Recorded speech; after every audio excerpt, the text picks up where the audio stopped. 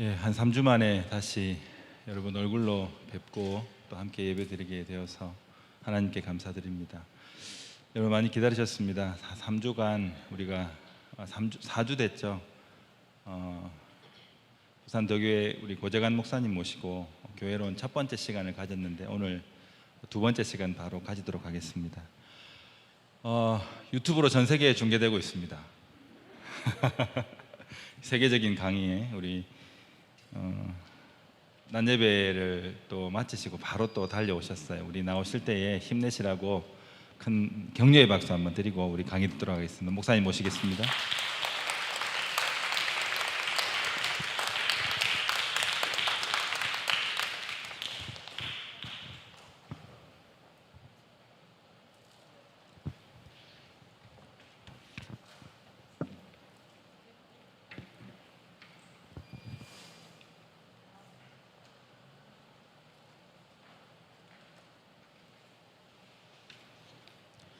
안녕하세요. 예, 마스크 좀 풀어도 되죠? 예. 네. 이렇게 다시 여러분들의 얼굴을 뵙게 되어서 너무 기쁘고 영광스럽습니다. 한번 그 강의를 끝내고 나서 부산을 갔는데요. 여러분들이 강의를 열심히 듣는 그 모습이 눈에 선하더라고요. 물론 몇 분밖에 안 되지만. 네.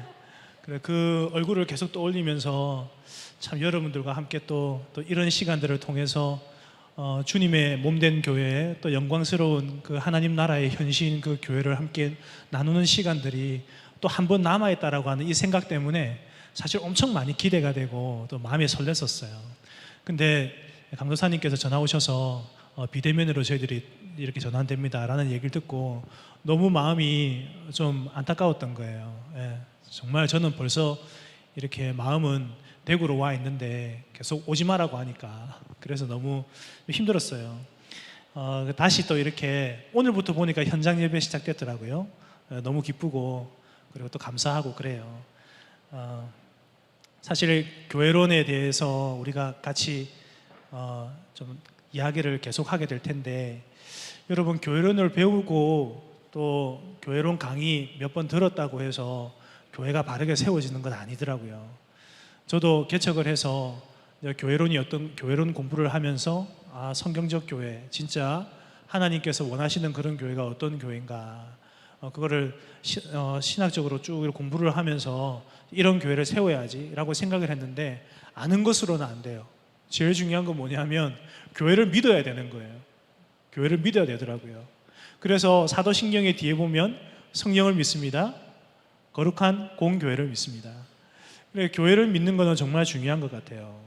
단지 교회라고 하는 것이 그냥 우리가 하나의 모임이고 그리고 또 이렇게 눈으로 보여지는 어떤 이러한 공동체적인 그런 요소가 아닌 그 교회와 그리스도와의 관계가 어떤 것인가에 대해서 분명하게 알고 믿고 그리고 또 믿으면 어떻게 해야 돼요? 믿는 대로 살아가야 되잖아요. 이런 삶을 계속 요구하니까 진짜 믿지 않으면 여러분 교회론 강의를 100번 들어도 아무런 소용이 없더라고요. 그래서 저도 지금 고군분투하면서 우리 교회에 우리 지체들에게 자꾸 교회가 어떤 것인지 설교에 담아서 이렇게 이야기를 하고 때로는 이게 사적인 모임을 속에서 또 교회가 어떤 건지를 얘기하고 계속 이렇게 얘기를 하고는 있어요. 그럼에도 불구하고 잘 안 되죠. 교회로 살아가는 게. 왜냐하면 교회는 대가 지불을 해야 되거든요. 대가 지불을 하지 않으면 교회를 살아갈 수가 없어요. 네, 그렇기 때문에 오늘 이렇게 교회론 강의를 듣는다고 해서 이제 나는 교회가 어떤 곳인지 알았어. 이제는 뭐 우리는 교회론 강의 들었어. 그러면 이제 우리 교회야. 이렇게 되지 않아요. 네, 그렇게 되지 않고요.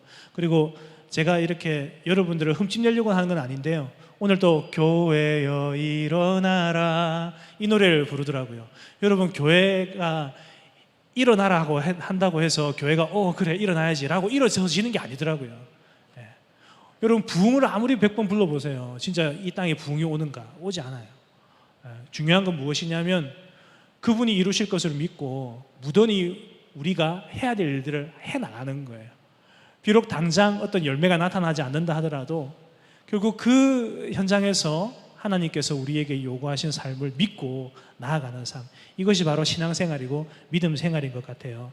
그래서 뭐 그렇게 따지면은 사실 오늘 강의는 필요가 없죠. 그죠? 듣는다고 해서 교회가 세워지는 건 아닌데 말을 듣냐. 근데 여러분, 아는 건 정말 중요합니다. 아는 건 중요하고, 그리고 오늘 이 시간 교회론을 공부하는 이 시점이 사실 이제는 교회를 향해 나아가는 한 걸음 도약인 거예요. 그래서 그 도약의 시점에 저와 여러분들이 함께 시작할 수 있다는 것이 얼마나 기쁘고 영광스러운 건지 몰라요. 예. 저만 그래요. 여러분들 안 그래도 저만 그래요. 자, 그래서 오늘 두 번째 우리 같이 한번 해보도록 할게요. 제가 잠깐 기도하고 시작하겠습니다. 은혜로우신 하나님 아버지, 감사합니다.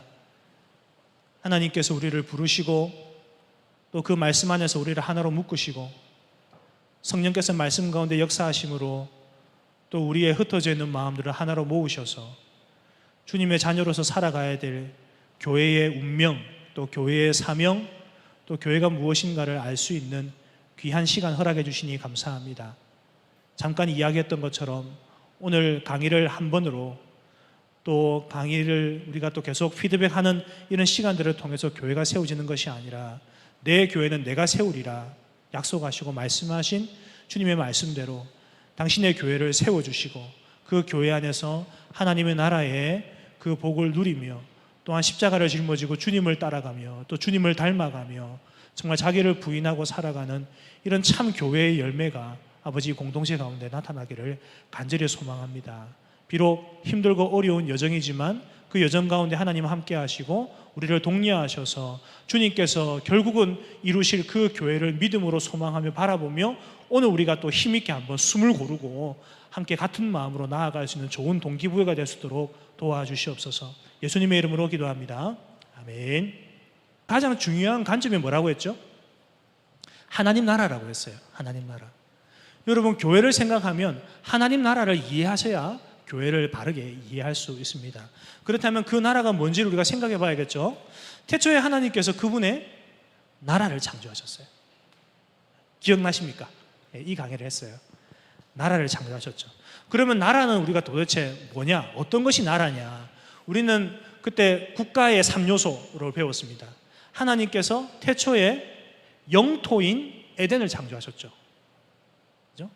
영토를 창조하셨습니다. 그래서 그걸 다 보시고 심히 좋았더라, 그렇게 말씀하셨죠. 심히 좋았더라라고 하는 말은 부족함이 없었다라는 그런 뜻입니다. 그리고 하나님께서 태초에 국민인 아담을 창조하셨죠. 그리고 아담의 갈비뼈를 취하셔서 하와를 창조하셨습니다. 이것이 처음 국민입니다. 어떤 모델로 창조하셨습니까? 하나님의 형상을 모델로 아담을 창조했습니다. 하나님의 형상 하면은 우리가 어떻게 할까요? 여러분, 제 속에서 하나님의 형상이 보입니까? 안 보이시죠? 그죠? 하나님이 저처럼 생겼습니까? 숱도 없고 하나님이 눈도 작으시고 하나님이 머리도 크시고 얼굴도 넓적하고 호빵맨처럼 생겼어요. 그렇게 생겼나요? 하나님은 그렇게 형상을 가지신 분이 아니시죠. 그죠? 그렇다면 하나님의 형상은 무엇이냐? 이미지는 뭐냐? 라고 얘기를 할 때 괄호에 제가 넣었던 것처럼 의와 거룩과 지식이다. 그 형상으로 하나님께서 아담을 창조하셨죠. 그리고 하나님께서 태초에 그분의 주권을 보이셨어요. 뭡니까? 선악을 알게 하는 나무의 열매는 먹지 마라. 네가 먹는 날엔 정령 죽으리라. 뭡니까? 명령이잖아요. 이 명령은 뭐냐면 주권을 가지고 있는 존재만 할 수 있는 명령이에요. 그러니까 하나님께서 아담에게 이 명령을 내렸다는 것은 그분이 주권을 가지고 있다라는 것을 알 수 있죠. 그래서 여러분, 여기서 보면 영토, 국민, 주권이라고 하는 국가의 세 가지 요소가 완벽하게 들어맞죠. 그래서 하나님 나라는 하나님의 주권에 순종하는 국민을 그의 나라에, 그의 영토에 충만하게 두시려고 하는 것이다. 그게 바로 하나님 나라예요. 하나님 나라. 이것이 장차 무엇으로 연결됩니까? 교회라고 하는 것으로 완성시키려고 하나님께서 이미 다 머리에 계획해 두고 계셨던 거예요. 그것을 우리가 어디서 알 수 있습니까? 에베소서 1장에 보니까 이 교회가 언제부터 시작되었냐? 태초부터 시작되었다. 그렇게 이야기를 하잖아요, 사도 바울이. 그래서 제일 아주 아름다운 모델을 하나 꺼낸 게 뭐냐면 바로 남자와 여자, 신랑과 신부, 그죠? 이걸 꺼내면서 실제로는 부부 생활을 얘기하려고 하는 것이 아니라 교회에 대해서 얘기하는 것이다. 이제 이렇게 얘기를 하고 1장을 마무리를 해요. 자, 그렇다면 하나님 나라는 어떤 곳인가? 이게 이제 중요하죠. 하나님 나라는 첫 번째로 하나님의 의가 충만한 나라입니다. 하나님의 나라는 누가 들어갈 수 있습니까? 그분의 백성이 들어갈 수 있죠. 그분의 백성은 어떤 존재입니까? 그분의 순종하는 사람들만 있는 거죠. 그리고 또 하나님 나라는 인격적인 관계를 누리는 나라이죠. 인격적인 관계가 무엇입니까? 서로 사랑하는 관계, 교제하는 관계인 거죠. 여러분, 타락 이후에 우리의 교제권이 많이 제한되어졌고 왜곡되어졌어요. 여러분들 여기 계신 분들 가운데 아마 집에 반려견, 반려묘 이런 걸 아마 키우실 거예요. 원래 사람이라고 하는 존재는 인격적인 존재예요. 그러면 그 관계 속에서도 인격적인 관계가 오고 갈 수 있어야겠죠. 근데 인격적인 관계가 이제는 안 되니까 어떻게 해요? 동물들과 이제 교제를 하게 되죠. 그러면서 거기서 정서적인 안정을 느끼는 거예요. 사실 이게 관계적으로 많이 틀어져 있는 부분이죠. 근데 이것이 타락 이후에 생겨난 하나의 현상인 거예요. 그래서 우리는 반려견, 반려묘 사랑하고 그리고 아껴야겠지만, 그러나 이들과 인격적인 관계를 맺을 수는 없어요. 왜냐하면 여러분, 반려견과 반려묘는 돈으로 살 수 있죠. 참 인격적인 관계는 돈으로 살 수 없어요. 그러면서도 돈으로 사놓고 내가 사랑하고 교제하고 이렇게 한단 말이죠. 그렇게 하는데 이 반려견, 반려묘가 사람의 주인의 말을 알아듣습니까? 못 알아들어요. 사랑을 하지만 그 사랑을 잘 받아내지 못해요. 그러니까 여러분, 세상에 나쁜 개는 없다. 이런 프로그램들을 보면 늘 느끼는 게 뭐예요? 개가 나쁜 게 아니라 사람이 나쁜 거예요. 자기가 생각하고 있는 사랑, 이거를 계속 개에게 강요하는 거죠. 들고 다니고, 그 다음에 계속 뭐 이렇게 어떻게 하죠? 안고 다니고 쓰다듬고 다니고 그러면서 막 이렇게 하죠. 밥 먹을 때도 안고 밥 먹고 먹여주고 이렇게 하는 거예요. 이런 것들이 예뻐서 그렇게 하는 건데 실질적으로는 개의 입장에서는 반려견의 입장에서는 이 부분들을 왜곡되어서 자기에게 오는 거예요. 그래서 주인한테는 순종하지만 다른 타인에게는 공격하고 이렇게 하는 요소들이 생겨나는 거죠. 어쨌든 하나님 나라는 이런 인격적인 관계가 형성되어지는 그러한 나라입니다. 그래서 하나님과의 관계가 인격적이고요, 남자와 여자의 관계가 인격적이에요. 그래서 타락을 하니까 이 인격적인 관계가 깨어져 버리죠. 하나님과 분리되고 남자와 여자가 분리되죠. 어떻게 분리됩니까? 여자는 어떻게 해요? 남자는 여자를 지배하려고 하고, 근데 여자는 거꾸로 됐죠. 이 타락한 이유로 이 여자가 남자를 지배하려고 해요. 여기서 지배라고 하는 말은 소유한다는 얘기예요. 여러분들은 지금 시집 장가를 안 가서 잘 모르시겠지만 결혼을 하는 순간 아마 여러분은 느끼실 거예요. 이 여자가 나를 지배하려고 하는구나. 근데 남자는 지배를 받지 않죠. 본질적으로 남자는 여자를 지배하도록 되어 있어요. 지배라기보다도 다스리도록 되어 있어요. 근데 그 다스림을 이 여자라는 존재가 이제 잘 못 받는 거죠. 네가 뭔데 나를 다스려? 너 내보다 못하잖아. 너 내보다 똑똑하지도 못하잖아. 그러면서 자꾸 여자가 남자를 지배하고 소유하려고 하는 이런 어긋난 관계가 만들어지는 거예요. 이것이 바로 타락에 대한 부분입니다. 그렇게 하다 보니까 어때요? 영원한 생명과 영원한 안식을 놓쳐버리죠. 그렇다면 하나님 나라는 어떤 나라입니까? 영원한 생명과 영원한 안식이 있는 나라죠. 그런데 왜 우리는 이 불안한 이 땅에 살고 있는가? 하나님 나라가 이 땅에 임했는데 하나님의 의를 거역하는 죄를 최초 아담이 선택했기 때문이죠. 그래서 죄로 인해서 하나님의 복인 영생과 안식을 박탈당해요. 여러분, 참 안타까운 현실이에요. 하나님께서 우리들에게 하나님급의 직분을 주시고 하나님만이 누릴 수 있는 것들을 허락하셨어요. 그런데 뱀이 와서 너 이거 먹으면 하나님처럼 돼 라고 얘기하는 그 말에 넘어갔다는 것은 무엇을 의미합니까? 내가 하나님의 말씀에 순종해야 되는, 복종해야 되는 그런 존재라는 생각이 건강한 생각이 아니라 오히려 더 내가 지배를 받아? 그렇다면 내가 하나님보다 못한 존재야? 라고 하는 그런 생각으로 이 뱀이 바꿔버린 거예요.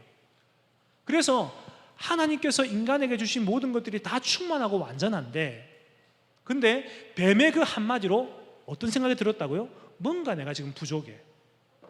하나님이 나에게 모든 걸 다 주셨는데 근데 결정적으로 뭘 안 주신 것 같아 라고 생각하게 만들었다는 거죠. 그래서 아담이 어떻게 했습니까? 아니야, 나는 하나님처럼 되고 싶어. 나도 하나님처럼 내가 말 한마디 하면 다 예 하는 그런 권력을 가지고 있는 사람이 되고 싶어. 존재가 되고 싶어.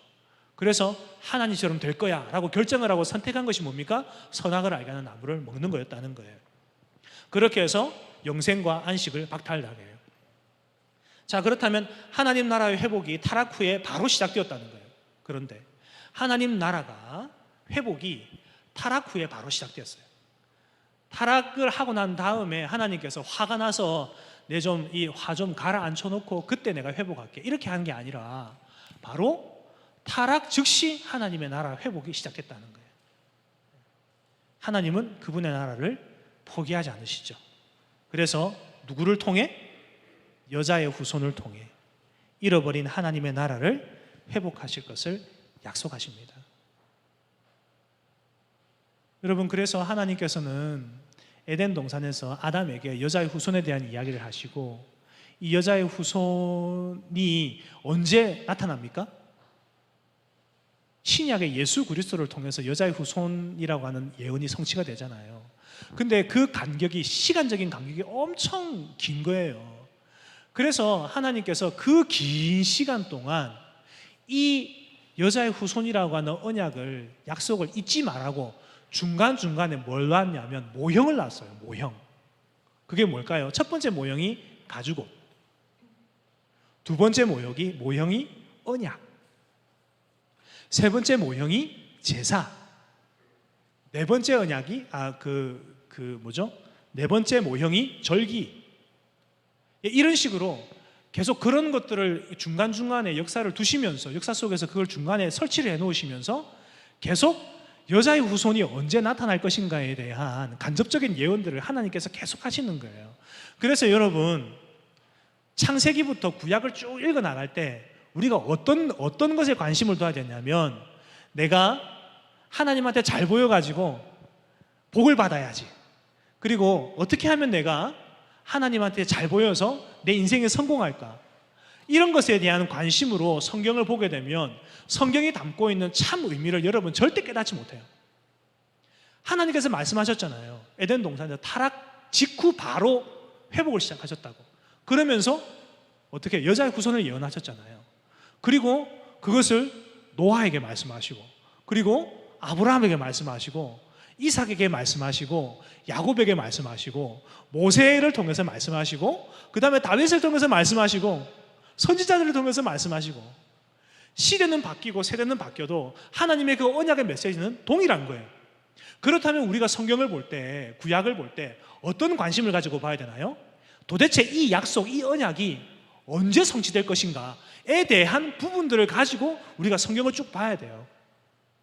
그렇게 해야지 여기서 11조 내면 하나님 복 주시네? 11조 내야지. 여기서 기도하니까 그렇네? 여기서 예배를 드리니까 하나님 복 주시네?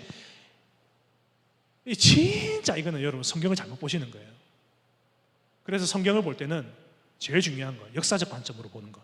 이걸 우리는 흔히 이제 성경신학적 혹은 구속적, 구속사적 이렇게 이제 이야기를 하는데요. 나중에 우리 이제 강도사님께서 그 부분들을 가지고 이야기를 하실 거예요. 기독교 강요 지금 보고 계시죠? 네, 죄송합니다.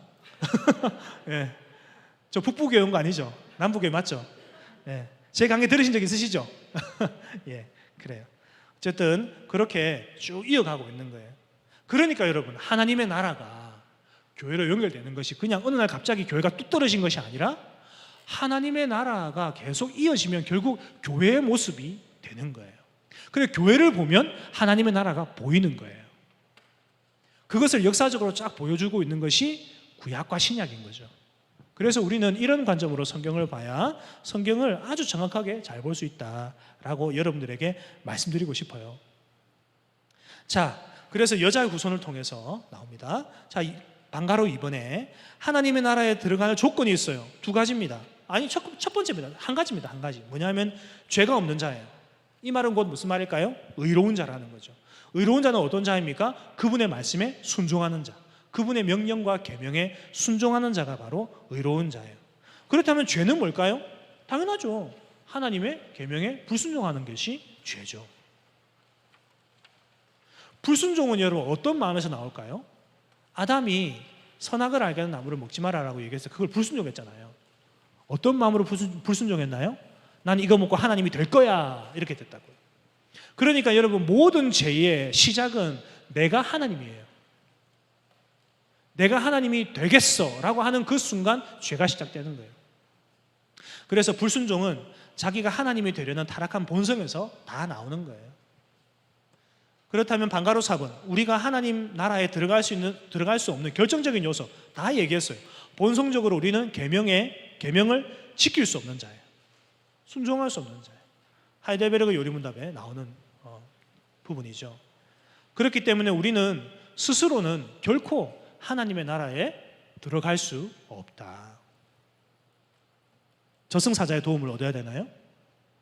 도깨비가 칼을 뽑으면 되나요? 우리의 힘으로는 절대 그분의 나라에 들어갈 수 없어요. 그렇기 때문에 여러분, 오늘날의 싸움은 뭐냐면 어떻게 해야 의롭게 될 것인가에 대한 부분이에요. 여러분들은 의롭게 되기 위해서 노력해 보셨나요? 여러분들은 어떻게 하면 내가 의로워질 수 있을까 고민해 보셨습니까? 한 번도 그런 고민 없었죠? 그죠? 내가 태어나니까 교회 다니고 있었고, 교회 다니니까 어느 순간 뭐 학습받으라 하고 세례 받으라 하고 입교해라 하고 그렇게 하니까 세례 명부에 올라가 있고 입교 명부에 올라가 있고, 그리고 또 내가 중고등부 되어 있고 청년부가 되어 있으니까 그냥 의롭게 되는 것, 그냥 교회 안에서 내가 보호만 잘 받으면, 착실히만 잘 다니면 나는 아무런 문제가 없을 거다라고 생각을 하지만, 실제로 여러분, 구원의 출발은 어떻게 해야 내가 의롭게 될 수 있는가에 대한 부분이에요. 굉장히 중요합니다. 그래서 사람들은 자기가 의롭게 되기 위해서 무언가를 자꾸 하려고 해요. 여러분, 태국이나 저렇게 사찰, 그러니까 불교권에 있는 그런 그 나라에 가보시면 그 사찰들이 어디에 있어요? 저 산꼭대기에 있어요. 그리고 평지에 있다 하더라도 문에서 사찰까지, 그 입구에서 저기까지 엄청 길이가 멀어요. 왜 그럴까요? 그만큼 그 신에게 도달하기 위한 인간의 노력을 상징하는 거거든요. 그만큼 노력하고 고행하고 열심히 해서 내가 뭔가 신 앞에서 인정을 받아야 신이 나를 받아준다라고 생각하는 거예요. 그렇게 해야지 네가 의로워질 수 있다라고 생각하는 거죠. 여러분, 그러나 기독교는 그건가요? 기독교가 주장하는 건 그게 아니에요. 기독교가 주장하는 것은 내가 의롭게 되기 위해서 뭔가를 하고 노력하고 그리고 수고하고 애쓰고 고행하고 하는 것이 아니라 그분의 주권이에요. 그분의 주권. 그분만이 하실 수 있는 거예요. 그래서 우리가 의롭게 되기 위해서 우리가 할 수 있는 것은 아무것도 없어요. 여러분들이 의롭게 되기 위해서 새벽에 기도 나오셔서 하는 것 좋아요. 좋지만 여기서 그거 아니에요 라고 얘기하면 안 되겠죠? 제가? 네. 그것도 좋지만 그것으로 여러분들이 의롭게 될 수 없어요. 의롭게 되는 것은 우리의 죄가 없어지는 것인데, 우리의 죄가 없어지는 것은 바로 주 예수 그리스도, 여자의 후손이 오셔서 십자가에서 그의 피를 흘리심으로 하나님의 공의를 만족시키는 거예요. 그렇게 해야 우리가 의롭게 되는 거예요. 그러니까 여러분, 의롭게 되는 것은 행위입니까? 믿음입니까? 그렇죠, 믿음이죠. 갈라디아서를 이 관점에서 여러분 쭉 읽어보셔야 돼요. 행위냐 믿음이냐. 자, 그래서 여러분, 의롭게 되는 것이 하나님 나라에 들어갈 수 있는 유일한 길이에요. 유일한 길. 그러나 우리의 비참한 상태가 뭐죠? 하나님의 나라에 들어갈 수 있는 방법을 우리가 알고 있어요. 그죠? 그런데 그 방법을 알고 있는데도 우리는 결코 의로워질 수 없다는 거예요. 그 방법을 알아요. 그 계명을 지키면 돼. 근데 우리는 본성적으로 하나님과 이웃을 미워하는 성향을 가지고 있기 때문에 그 방법을 알고 있어도 그 방법대로 행할 수가 없어. 그러니까 우리가 비참한 상태라는 거예요. 비참한 상태. 그래서 여러분, 하나님의 그 나라의 회복이 본격적으로 시작되는 때가 언제입니까? 바로 여자의 후손이 이 땅에 오는 거죠. 그래서 하나님의 나라를 가지고 오신 분이 바로 여자의 후손이라는 거예요.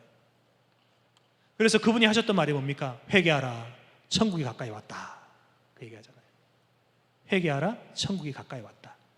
마가복음 1장 15절에도 보면 하나님 나라가 가까이 왔으니 회개하고 복음을 믿어라, 이렇게 말씀하고 계세요.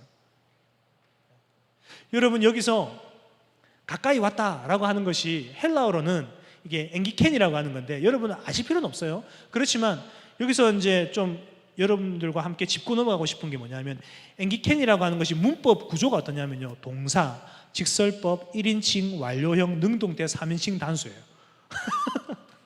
그래서 여러분, 목사님들의 헬라어, 히브리어 공부 안 하려고 하는 거예요. 이렇게 어려운데 이 앵기켄이라고 하는 이 하나에 여러분 이런 문법 구조가 있는 거예요. 이거를 문법 구조를 다 외울 필요는 없어. 그렇다면 앵기켄이라고 하는 말이 도대체 무슨 말인가? 이미 왔지만 아직 오지 않은 상태인 거죠. 그런데 이미 온 것과 다름없는 아주 가까운 상태가 바로 앵기켄, 가까이 왔다, 이 뜻이에요. 가까이 왔다. 그러니까 그 나라에 들어가려면 너희들이 회개해야 된다. 자, 이제 나왔습니다. 여러분, 그분의 나라에 들어가기 위해서는 우리가 의로워져야 되는데, 의로워질 수 있는 방법은 회개하는 겁니다. 근데 이 회개는 전제가 있어요. 그분이 하나님의 아들인 것과 그리스도인 것을 믿어야 돼요. 그리고 내가 얼마나 죄와 비참함 가운데 빠져있는 존재인지를 알아야지만 회개할 수 있는 거예요. 자신이 죄인인 걸 모르는 사람이 회개할 수 있나요? 아니요, 못해요. 자신이 하나님 앞에 뭘 잘못했는지도 알지 못하는 사람이 어떻게 회개할 수 있겠어요? 그러니까 이 회개조차도 여러분 무엇입니까? 우리 힘으로 할 수 없는 거예요. 그분이 우리 가운데 우리의 마음을 새롭게 하심으로 완전히 리빌딩, 리모델링, 존재를 바꾸어 주셔야지만이 내가 하나님 앞에 죄인인 것을 아는 거예요. 여러분들은 여러분 스스로가 하나님 앞에 죄인인 걸 아십니까? 여러분들이 일주일 동안 삶 속에서 그 어떤 죄도 짓지 않아도 하나님 앞에서 죄인이라는 것을 고백하십니까?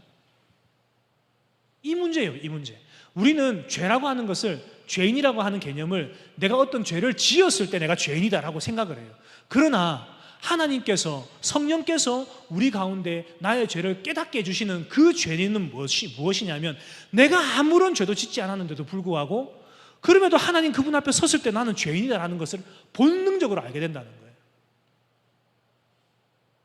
여러분, 이것이 마음이 새로워지지 않으면 어떻게 될 수 있겠습니까? 그러니까 하나님께서 그 백성들을 그분이 선택하시고 그 선택한 백성에게 그런 마음을 주시는 거죠. 자, 그럼 큰 4번, 하나님께서 우리를 위해서 이루신 일들이 있어요. 우리를 하나님의 나라에 이끄시기 위해서 그분이 이루신 것이 있어요. 첫 번째가 바로 그리스도의 보혈로 우리를 의롭게 하셨다. 우리의 죄를 사하시고 하나님 앞에서 의로운 자로 세워주시죠. 그리고 성령을 보내셔서 우리의 마음을 새롭게 하십니다.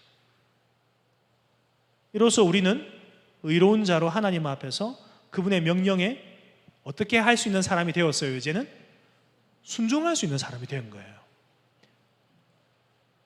여러분, 순종하는 자가 아닙니다. 순종할 수 있는 자. 여러분, 아담이 처음에 선악을 알게 하는 나무를 먹지 말라라고 하는 그 명령에 지킬 수도 있고 안 지킬 수도 있는 존재였다는 거 여러분 아십니까? 이게 자유의지잖아요. 안 지킬 수도 있는 존재예요. 그러나 지킬 수도 있는 존재. 그러나 그것을 지켰을 때에 어떻게 해요? 하나님께서 주시는 그 영원한 복락들을 누리며 살아갈 수 있는 거죠. 그렇게 되는 거예요. 이제는 우리가 여러분 아담의 후손으로 우리는 어떤 존재예요? 선을 행할 수 없는 존재가 되어버렸어요. 하나님의 명령을 지킬 수 없는 존재가 되어버렸어요. 그런데 그리스도께서 우리를 위해서 그의 피를 흘려주시고 우리의 모든 죄값을 완전히 사해주시고 그리고 사탄의 모든 권세에서 우리를 해방시켜 주시는 그 십자가의 능력으로 말미암아 성령이 우리 가운데 오셔서 우리의 마음을 확 뒤집어 엎어버렸어요. 그로 통해서 우리에게 나타난 열매가 뭐냐면 그동안은 우리가 선을 행할 수 없는 존재가 되었는데 이제는 선을 행하는 존재가 아니라 선을 행할 수 있는 존재, 어떤 존재? 처음 아담과 같은 존재가 되어버린 거예요. 여러분, 그래서 그리스도께서 이 땅에 오신 것, 여자의 후손이 오신 것은 바로 하나님의 나라, 그분의 국가의 3대 요소 중에 무엇입니까? 사람, 백성, 국민이 회복된 거예요.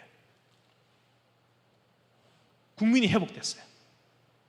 여러분, 이 3대 요소 중에 아무리 땅이 완성되어졌지라도 그 땅에 거하는 사람, 국민이 잘못되면 어떻게 돼요? 그 땅도 결국은 또 저주를 받게 되죠. 그러니까 제일 중요한 것은 뭐냐면 사람이에요. 그래서 그리스도께서 이 땅에 오심으로 우리를 그분의 사람으로 변화시켜 주신 것이죠. 이게 굉장히 놀라운 일입니다. 정말 놀라운 일이에요. 아무도 그럴 수 없어요. 여러분들이 철학을 공부해 보세요. 인문학을 공부해 보세요. 여러분들이 아무리 고등법원, 아까 보니까 뭐 노는 시간에 이게 할 일도 없으니까 내가 사법고시 준비했다 이런 얘기를 농담 삼아 하던데, 여러분 그런 것들을 공부한다고 해서 우리의 인격이 바뀝니까? 우리의 인품이 바뀝니까? 우리의 속사람이 바뀌나요? 절대 그럴 수 없어요. 절대 그럴 수 없어요.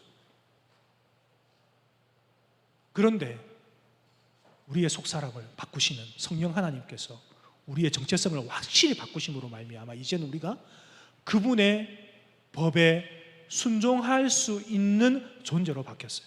이 말은 결국 무슨 말입니까? 순종하도록 힘쓰고 노력해야 되는 거예요. 이제는 그렇게 할 수 있는 존재가 되었으니까. 그리고 또 여러분, 이제 그리스도를 통해, 방가로 이번에 그리스도를 통해 만물을 통치하게 하시는 거예요. 설교를 언제부터 시작했죠? 2시 반부터 시작했나요? 네. 이제 그리스도를 통해 만물을 통치하게 하세요. 사람 때문에, 아담이 죄를 범하기 때문에 만물이 저주를 받았잖아요. 그죠? 이 순서상 그래요. 그러니까 만물이 회복되려면 사람이 변화되어야 돼요. 그러니까 사람이 변화되니까 이제는 그리스도를 통해서 만물이 회복되는 거죠. 통치받는 거죠. 첫 번째 아담이 범죄함으로 모든 만물이 저주를 받았고, 두 번째 아담인 그리스도께서 아담의 후예인 우리를 보혈로 회복시켜 주셔서 이제는 만물을 통치하도록 하시는 거죠. 그래서 이 둘로 하나를 만드셨어요. 이 둘로 하나를, 그리스도와 우리를 하나로 묶으셨고, 그리고 이방인과 유대인을 하나로 묶으셨고, 언어가 서로 다르지만 하나로 묶으셨고, 그리고 또 사는 문화가 다르지만 하나로 묶으시고, 죄 때문에 찢어진 교회를 한 몸으로 회복시켜 주신 거죠. 그래서 여러분, 이제는 우리가 이 교회라고 하는 개념을 어떻게 생각해야 되느냐? 그분이 우리의 머리시잖아요. 머리면 이제 한 몸이야. 뗄래야 뗄 수 없어요. 그래서 이 요한계시록에서 교회를 어떻게 얘기를 하냐면 그리스도의 신부라고 이야기를 해요. 교회가 그리스도의 신부고 주님이 우리의 신랑인 거야. 여기 있는 자매들은 좀 억울하지 않겠죠. 나는 존재가 여성이니까 신부라 해도 억울하지 않아. 근데 남자들도 신부야. 은혜들이 다 신부예요. 우리 교회 모든 교회들이 다 그리스도의 신부예요. 한 몸으로 연결되어져 있다는 거죠. 그래서 하나님께서 교회를 이런 관계로 메우시려고, 이런 관계로 회복시키시려고 아담과 하와의 존재, 아담과 하와라고 하는 그 교회가 하나님과 맺고 있는 이 하나됨, 그리고 그 교회 안에서 아담과 하와가 서로 한 몸이었던 그 결정체, 이 관계를 회복시키시기 위해서 그리스도께서 이 땅에 오시고 그리스도가 교회의 머리가 되심으로 말미암아 이제는 그리스도와 교회가 한 몸이 된 거예요. 그래서 이제는 여러분 그리스도가 우리의 머리 되십니다. 머리라는 것은 무엇을 의미할까요? 그분의 말씀에 순종하고 그분의 계명에 따르는 거죠. 그것이 머리예요. 그리스도가 우리의 머리시라면 그러면은 몸인 우리 없으면 그리스도는 아무것도 아니네 이렇게 생각하지 말라고 제가 지난번에 말씀드렸어요. 그럼 굉장히 1차원적인 생각이라고. 자, 그래서 여러분 교회된 지체들은 그리스도의 계명인 하나님 사랑과 이웃 사랑을 위해서 살아가요. 이것이 초대교회의 모습이에요.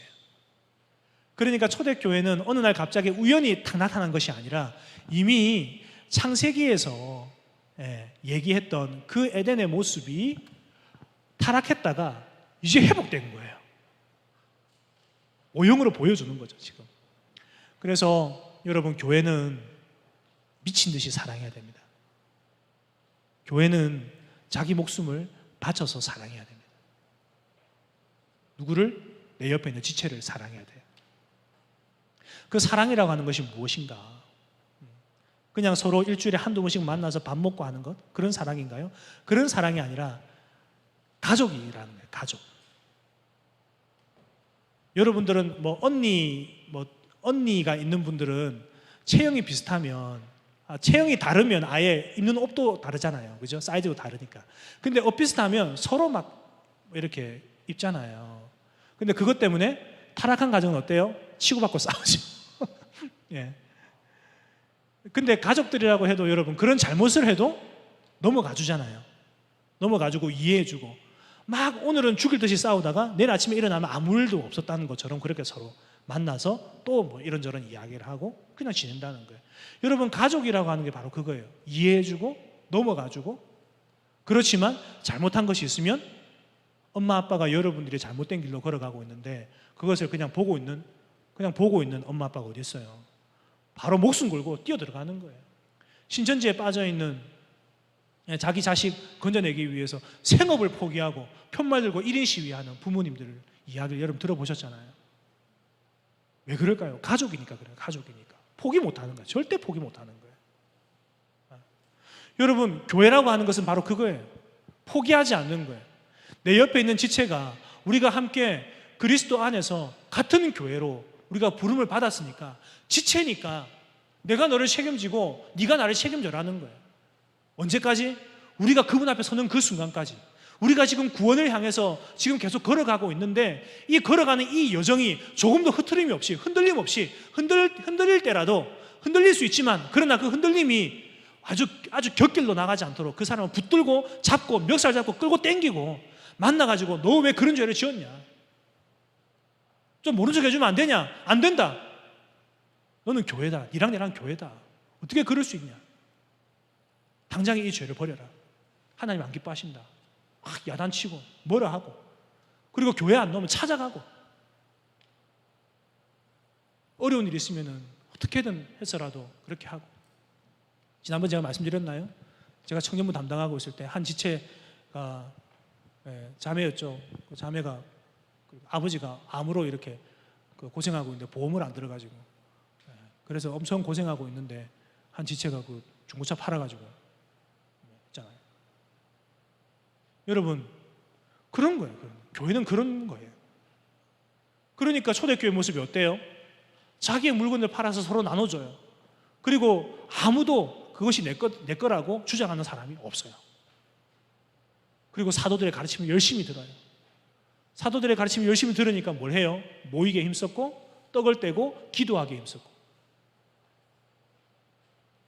그래서 여러분, 예배는, 이런 얘기 드려도 될지 모르겠지만 예배는 모이는 게 진짜 중요해요.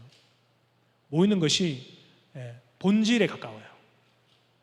물론 지금 상황이 지금 코로나 상황이라서 여러 가지 모이기 힘든 구조상 어려운 부분들이 있어요.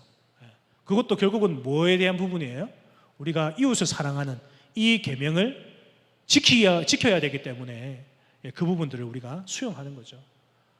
부득불 우리가 이제 온라인으로 이렇게 예배에 참여하게 되는 거지만 실제로 본질적으로는 여러분 모여야 되는 거죠. 여러분, 이것이 바로 초대교회의 모습이에요. 너무 아름답잖아요. 그래서 여러분, 이 교회가 그리스도로 충만하게 하시기 위해서 하나님께서 이 교회에 은사를 주셨어요. 은사는 기프트, 선물이죠. 그래서 여러분, 이 은사는 결국은 교회의 덕을 세우고 또 교회가 더 주의 말씀으로 하나가 되게 하기 위해서 주시는 거예요. 그래서 은사의 전제는 사랑입니다. 여러분, 우리가 고린도전서를 보면 14장은 은사장이지만 15장은 사랑장이에요. 그래서 어떤 분들은 15장의 사랑이 최고의 은사라고 이야기를 하는데 사랑은 은사가 아니에요. 사랑은 은사가 아니고 14장에서 이미 은사가 끝났고 그 이후에 그 은사를 어떻게 활용할 것인가에 대해서 이야기를 할 때 15장 사랑으로 넘어오는 거예요. 그러니까 사랑이 없으면 소리나는 구리와 울리는 꽹과리가 되는 거예요. 내가 아무리 여러분 이 교회에서 봉사하고 또 지체를 돌보고 하는 그런 것들이 열심히 한다 하더라도 가르치는 은사를 가지고 있다 할지라도 사랑이 없으면 그 은사는 교회에 아무런 영향을 미치지 못해요. 사랑이 진짜 중요하다. 그래서 사랑은 중요해요. 이 사람이 주의 사람인지 아닌지를 알 수 있는 가장 핵심적인 방법은 바로 이 사람이 사랑을 하고 있느냐에 대한 부분인 거죠. 그래서 그리스도께서 승천하실 때 공중의 권세에 있는 자들을 사로잡으시고 이 땅에 있는 자기 백성들에게 선물을 주셨는데 그것이 뭐라고 했어요? 직분이라고 제가 말씀드렸어요. 지난번에. 은사는 결국 직분으로 나타나요. 여러분. 이 직분은 교회가 말씀의 다스림을 받으며 살도록 하나님께서 정하신 것이죠. 우리 같이 한번 사도행전 20장 28절을 한번 읽어보면 좋겠네요. 여러분 조금 이렇게 좀 분위기를 환기시키기 위해서 우리 말씀을 한번 찾아보도록 할게요. 자, 사도행전 20장 28절을 한번 다 같이 한번 읽어주시죠.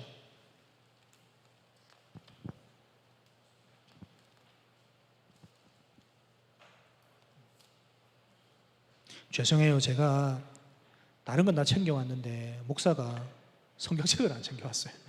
그래서 스마트폰으로 제가 부득불을 합니다. 이해해 주십시오. 제가 성경책 가지고 왔으면 여러분들 성경책 안 가지고 계신 분들한테 막 야단쳤을 텐데 제가 스마트폰 가지고 있기 때문에 야단을 못 치겠네요. 아무튼 자, 사도행전 20장 28절 우리 같이 한번 읽어보겠습니다. 시작.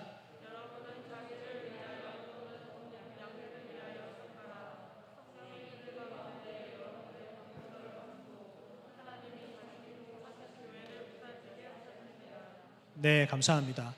지금 바울이 이제 장로들을 모아서 이별하는 장면이에요. 이제 자기가 로마로 압송되면 곧 죽을 거니까 이제 장로들과 함께 모아서 그들과 이제 이별의 대화를 나누는 거죠. 송별회를 하는 거예요. 거기서 나온 말이에요. 여기서 여러분은 바로 감독들을 얘기하는 거죠. 여러분은 자기를 위하여 또는 온 양떼를 위하여 삼가해라.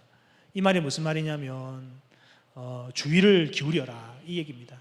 자기를 위해서 그리고 양떼를 위해서 항상 주의를 기울이고 관심을 가져야 된다. 왜냐하면 성령이 그들 가운데 여러분들을 감독자로 삼고 하나님이 자기 피로 사신 교회를 보살피게 하셨다. 이렇게 이야기를 해요. 여러분 그렇기 때문에 오늘날의 교회 안에 있는 감독은 굉장히 중요한 역할을 가지고 있어요. 그 감독이 여러분도 우리가 보기에는 부족하고 그리고 또 뭔가 조금 허술한 것처럼 보일지라도 하나님께서 그들을 세우신 것이고 또 그들을 통해서 교회가 다스림을 받도록 하기를 원하시는 거예요. 그래서 감독들을 삼아서 하나님이 자기 피로 사신 교회를 보살피도록 허용하신 거예요. 여러분 그래서 우리는 그분들에게 존경을 표해야 하는 거예요. 중요한 것은 바로 그렇게 하기를 기뻐하셨다는 거죠. 하나님께서. 그래서 직분자는 어느 날 교회가 갑자기 이제 뭐 이런 어려움들이 있으니까 이런 좀 원활한 진행을 위해서 교회가 직분자를 세워야 되는 거 아니야? 이렇게 생각했는데 그게 아니에요. 그게 아니라 하나님께서 그렇게 하셨던 거죠. 자, 그래서 이제 이게 지난번에 했던 강의 내용이고요. 자, 이제 본론으로 들어갑니다. 이제 본론입니다. 예. 자, 오늘 우리가 볼 게 뭐냐면 교회의 표징이에요. 표징이라고 하는 말이 뭐냐면 특징을 얘기해요. 특징. 예. 교회의 특징. 앞에 좀 하나가 더 붙었으면 좋겠어요. 참된 교회의 특징이에요. 참된 교회의 특징. 그렇다면 참된 교회의 특징이 있다면 여러분 반대로 보면 참된 교회가 아닌 거짓 교회도 있다라는 것을 전제하고 있는 거예요. 그래서 우리 신앙의 선배들, 믿음의 선배님들이 교회를 이 교회가 정말 성경적이고 그리고 또 건강한 교회고 성경에 준하는 교회다라고 이렇게 선을 정해놓은 것이 뭐냐면 그 세 가지가 있는데 그것이 뭐냐면 바로 제목에 나와 있죠. 순수한 말씀 전파와 성례의 올바른 집행과 권징의 신실한 시행이에요. 여러분들은 아마 이 부분들을 다 알고 계실 거예요. 그렇지만 오늘 잠깐 다 알고 계신 거기 때문에 제가 빨리빨리 진행할게요. 먼저 마태복음 16장 13절 20절 우리 같이 한번 읽어보겠습니다. 시작. 예수께서 빌립보 가이사랴 지방에 이르러 제자들에게 물어 이르시되 사람들이 인자를 누구라 하느냐 이르되 더러는 세례 요한 더러는 엘리야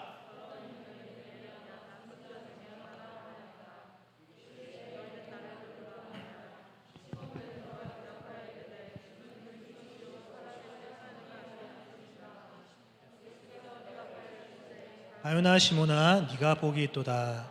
이를 네게 알게 하니는 혈육이 아니요 하늘에 계신 내 아버지이시니라. 또 내가 네게 이르노니 너는 베드로라. 내가 이 반석 위에 내 교회를 세우리니 음부의 권세가 이기지 못하리라. 내가 천국 열쇠를 네게 주리니 네가 이 땅에 무엇이든지 매면 하늘에서도 매일 것이요 내가 땅에서 무엇이든지 풀면 하늘에서도 풀리리라 하시고 이에 제자들에게 경고하사 자기가 그리스도인 것을 아무에게도 이르지 말라 하시니라. 아멘. 자, 여러분 여기서 중요한 것이 뭐냐면 첫 번째로 순수한 말씀 전파, 복음을 이야기해야 된다. 그러니까 여러분 이것이 무엇을 강조하고 있냐면 교회가 아니면 복음을 듣지 못하도록 해라는 거예요. 이해가 되십니까? 그러니까 복음을 듣고 싶으면 교회에 오셔야 된다는 거죠. 근데 오늘날의 문제는 뭐냐면 많은 교회가 그렇진 않겠지만 대부분의 교회가 복음을 잘 전하겠지만 요즘 정말 심각한 문제는 뭐냐면 교회에 와도 복음을 듣지 못하는 경우들이 조금씩 많아지고 있다는 거예요. 심각한 문제죠. 복음을 들을 수 있는 곳은 유일하게 교회여야 합니다. 물론 우리가 밖에 나가서 복음을 전할 수는 있겠죠. 그렇지만 체계적인 논리와 역사적이고 성경신학적이고 그리고 또 언약적이고 구속사적인 관점으로 우리가 성경 안에서 그분의 복음을 들을 수 있는 곳은 교회밖에 없어요. 그러니까 진짜 구원받기를 원하고 진짜 자신이 의롭게 되어지기를 원한다면 여기 와서 복음을 들어야 되는 거예요. 그런 거죠. 근데 그 복음의 내용이 뭐냐? 바로 주는 그리스도시요 살아계신 하나님의 아들이십니다 라고 하는 이 고백인 거예요. 이 복음 너무 간단한데 우리가 너무 잘 알고 있는 내용이고 또 쉽게 외우고 있는 내용이잖아요. 근데 이것이요 여러분 여기에 담겨져 있는 내용이 어마어마한 분량이에요. 이 분량을 풀어서 쓴 논문만 해도 여러분 엄청나요. 이 구절 하나만 가지고도. 그렇다면 그리스도다, 주는 그리스도다 이 고백을 하는 것이 뭐가 중요하냐, 어떤 의미가 있느냐. 그리스도는 여러분들도 아시다시피 기름 부음 받은 자라는 뜻이잖아요. 이 말이 그게 무슨 말이냐면 하나님의 나라를 회복하실 메시아, 여자의 후손이라고 하는 뜻도 함께 포함되어 있는 거예요.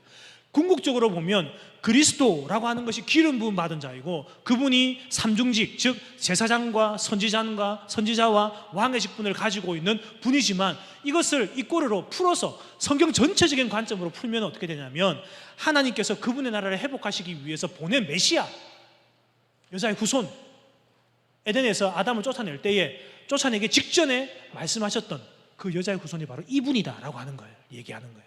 그러니까 다시 말씀드립니다, 여러분. 성경을 읽을 때 어떻게 해야 내가 성공하고 어떻게 해야 내가 좋은 직장 나가고 어떻게 해야지 내가 결혼할 수 있고 이런 관점으로 보면 안 된다고요. 성경을. 결국 여자의 후손을 보내겠다 하셨는데 그 약속이 언제 이루어지고 그 여자의 후손이 누구며 그리고 그 여자의 후손이 오셔서 무엇을 하셨고 그분이 행하신 일들이 뭐냐. 그러면 장차 여자의 후손인 그분이 이 땅에 오셔서 행하신 그 일로 통해서 앞으로 하나님 나라가 어떻게 될 거냐. 요한계시록. 이런 관점들을 보고 가지고 성경을 봐야지. 여러분 저는 성경을 이렇게 볼 때 아주 근시안적으로 요거 하나만 딱 보고 그래서 하나님 참 기도 제목 내세요 그러니까 우리 집에 있는 고양이가 감기 들렸는데 낫게 해주세요. 이런 기도 제목들을 한다고요.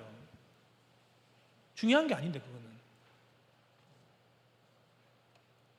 여러분 이게 중요합니다. 이게 그리스도를 고백하는 거, 그분이 그리스도라는 걸 고백하는 거. 그러려면 어떻게 해야 될까요? 복음을 알아야겠죠. 복음을 일단 들어야 돼요. 들어야지 여자의 후손이란 말이 알고 그 다음에 언약이란 말도 알고 그 다음에 그 자손이라고 하는 말도 알게 될 것이고,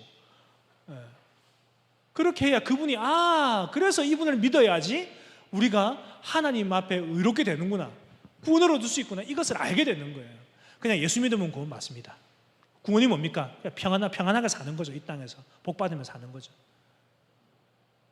진짜 궁극적인 복음, 구원을 이해를 못하니까 자꾸 이런 식으로만 전달하게 되는 거예요.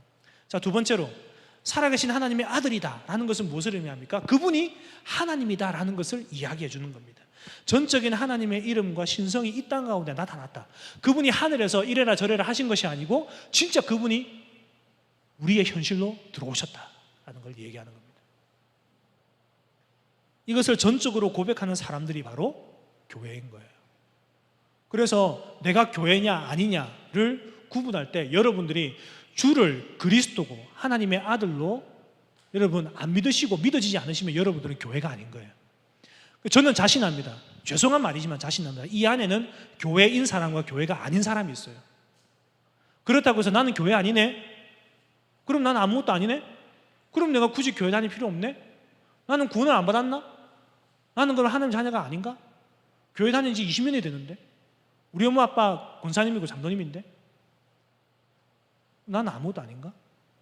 여러분, 아무도 몰라요. 아무도 몰라요. 하나님께서 그 사람을 어떤 시점에서 복음을 듣게 하시고 그 마음을 변화시키셔서 하나님 앞에 자복하게 할 그 시점이 올 거예요. 그때까지 그러면 그 사람은 어떻게 해야 되나요? 복음을 충실하게 듣고 하나님께서 우리들에게 은혜를 주시고자 하는 그 수단, 말씀과 기도, 이것을 부지런하게 사용해야 돼요. 그렇게 할 때 하나님께서 그 마음을 돌이키십니다. 그렇다면 이 교회는 어떻게 유지되어집니까? 복음을 통해서, 복음의 설교를 통해서 거룩하게 유지되어지는 거예요. 거룩하게 유지되어집니다. 2시 반. 벌써 지금 1시간 지금 접어들고 있는 거죠? 네, 빨리 넘어가겠습니다. 자, 그래서 여러분 이 교회를 거룩하게 유지시키기 위해서는 복음의 설교를 통해서 그 교회의 거룩함이 유지되어지는데, 그렇다면 이 복음을 누가 전하느냐가 중요한 거죠. 네. 누군가요? 하나님께서 세우신 직분, 감독자들이 중요한 거예요. 감독. 바른 말씀이 전해지도록 하나님께서 감독을 교회에 세우셨어요. 여러분, 감독은 두 가지가 있습니다. 에베소서 말씀에 보면 목자와 교사 이렇게 나와요. 근데 우리는 이 목사와 교사를 이야기하는데, 여기서 목사는 원래 목사가 아니라 목자예요. 목자. 목자는 목양하는 사람이란 뜻이거든요. 근데 교사는 뭐냐? 우리는 여기서 목자를 목사라고 생각하는데 이게 아니라 장로와 목사입니다. 목사가 장로고요. 에베소서 말씀에 보면 나오는 목사가 사실은 장로고, 원어상으로 보면. 그 다음에 교사가 목사예요. 그래서 장로와 이 목사를 통해서 복음이 바르게 전파되어지게 하셨어요. 그래서 이 감독을 우리는 항존직이라고 얘기를 하거든요. 항존직이 뭐냐? 여러분 지금 표정이 뭐냐면 어떤 거냐면, 내가 이런 것까지 알아야 돼? 내가 목사도 아닌데 내가 이런 거 알 필요가 있어? 이렇게 생각하시는데 아닙니다. 여러분 다 알고 계셔야 돼요. 다 알고 계시고, 결국은 5년 10년, 아니 짧게는 5년, 많게는 10년 지나면 여러분들이 교회를 이제는 책임지셔야 될 그런 위치가 되는 거예요. 그러면 여러분들이 이걸 모르시면 안 돼요. 그러면 또 다시 교회는 아픔을 답습할 수밖에 없어. 그래서 여러분들이 이것을 반드시 아셔야 됩니다. 자, 항존직이 뭐냐면 교회가 존재하는 한 교회에 항상 있어야 될 직분인 거예요. 그래서 여러분, 항존직, 항상 존재해야 할 직분, 이렇게 외우시면 좋아요. 근데 많은 목사님들과 장로님들이 오해해요. 뭐냐면은 이건 항존직이 아니고 종신직이라 생각하는 거예요. 안수를 받았으니까 이건 영원한 거야. 그렇게 생각하시는데 아닙니다. 종신직이 아닙니다. 항존직입니다. 목사였던 사람이 장로가 될 수 있고, 장로로 사역했던 사람이 집사가 될 수 있는 거예요. 집사였던 사람이 말씀을 가르치는 은사가 탁월하다. 그러면 그 사람을 이번 2022년도에는 이분을 목사로 세웁니다. 이렇게 할 수가 있는 거예요. 근데 이제 이걸 질서상 우리가 이렇게 아무나 세울 수 있는 근거가 사실은 없잖아요. 그래서 질서상 이렇게 만들어 놓은 거예요. 그렇지만 본질적으로는 항존직입니다. 종신직이 아니라. 그래서 저도 사실은 말씀을 이렇게 연구하고 설교하는 것이 힘들고 너무 지치고 몸이 안 좋다. 그러면은 제가 장로나 집사로 내려갈 수 있어요. 그리고 목사는 여러분 직분이기 때문에, 직분은 무엇입니까? 직무자이기 때문에 이 직무라고 하는 것은 어떤 한 특정한 일을 위해서 필요한, 잠깐 일시적으로 하는 거예요. 그러니까 제가 지금 여기서 강단에서 여러분들에게 강의를 하고 그리고 말씀을 전하잖아요. 그러면 제가 목사예요. 근데 제가 이것을 끝나고 나서 축도하고 예배를 다 집례를 다 하고 내려오잖아요. 그러면 제가 뭐가 돼요? 형제가 되는 거예요. 나갈 때 내보고 오빠라 부르지 마. 형제가 되는 거예요. 형제. 여러분, 장로와 집사와 목사라고 하는 이 직무는 교회 안에서만 가능한 일이에요. 나가면 형제 자매인 거예요. 형제 자매. 그렇게 되는 거죠.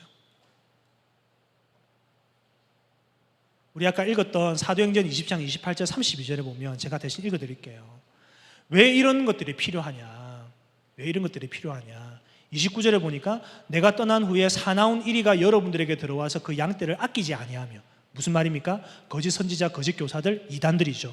이단들이 들어와서 교회에 있는 그 양떼들을 아끼지 않는다는 거예요. 무슨 말입니까? 잡아먹는다는 얘기죠.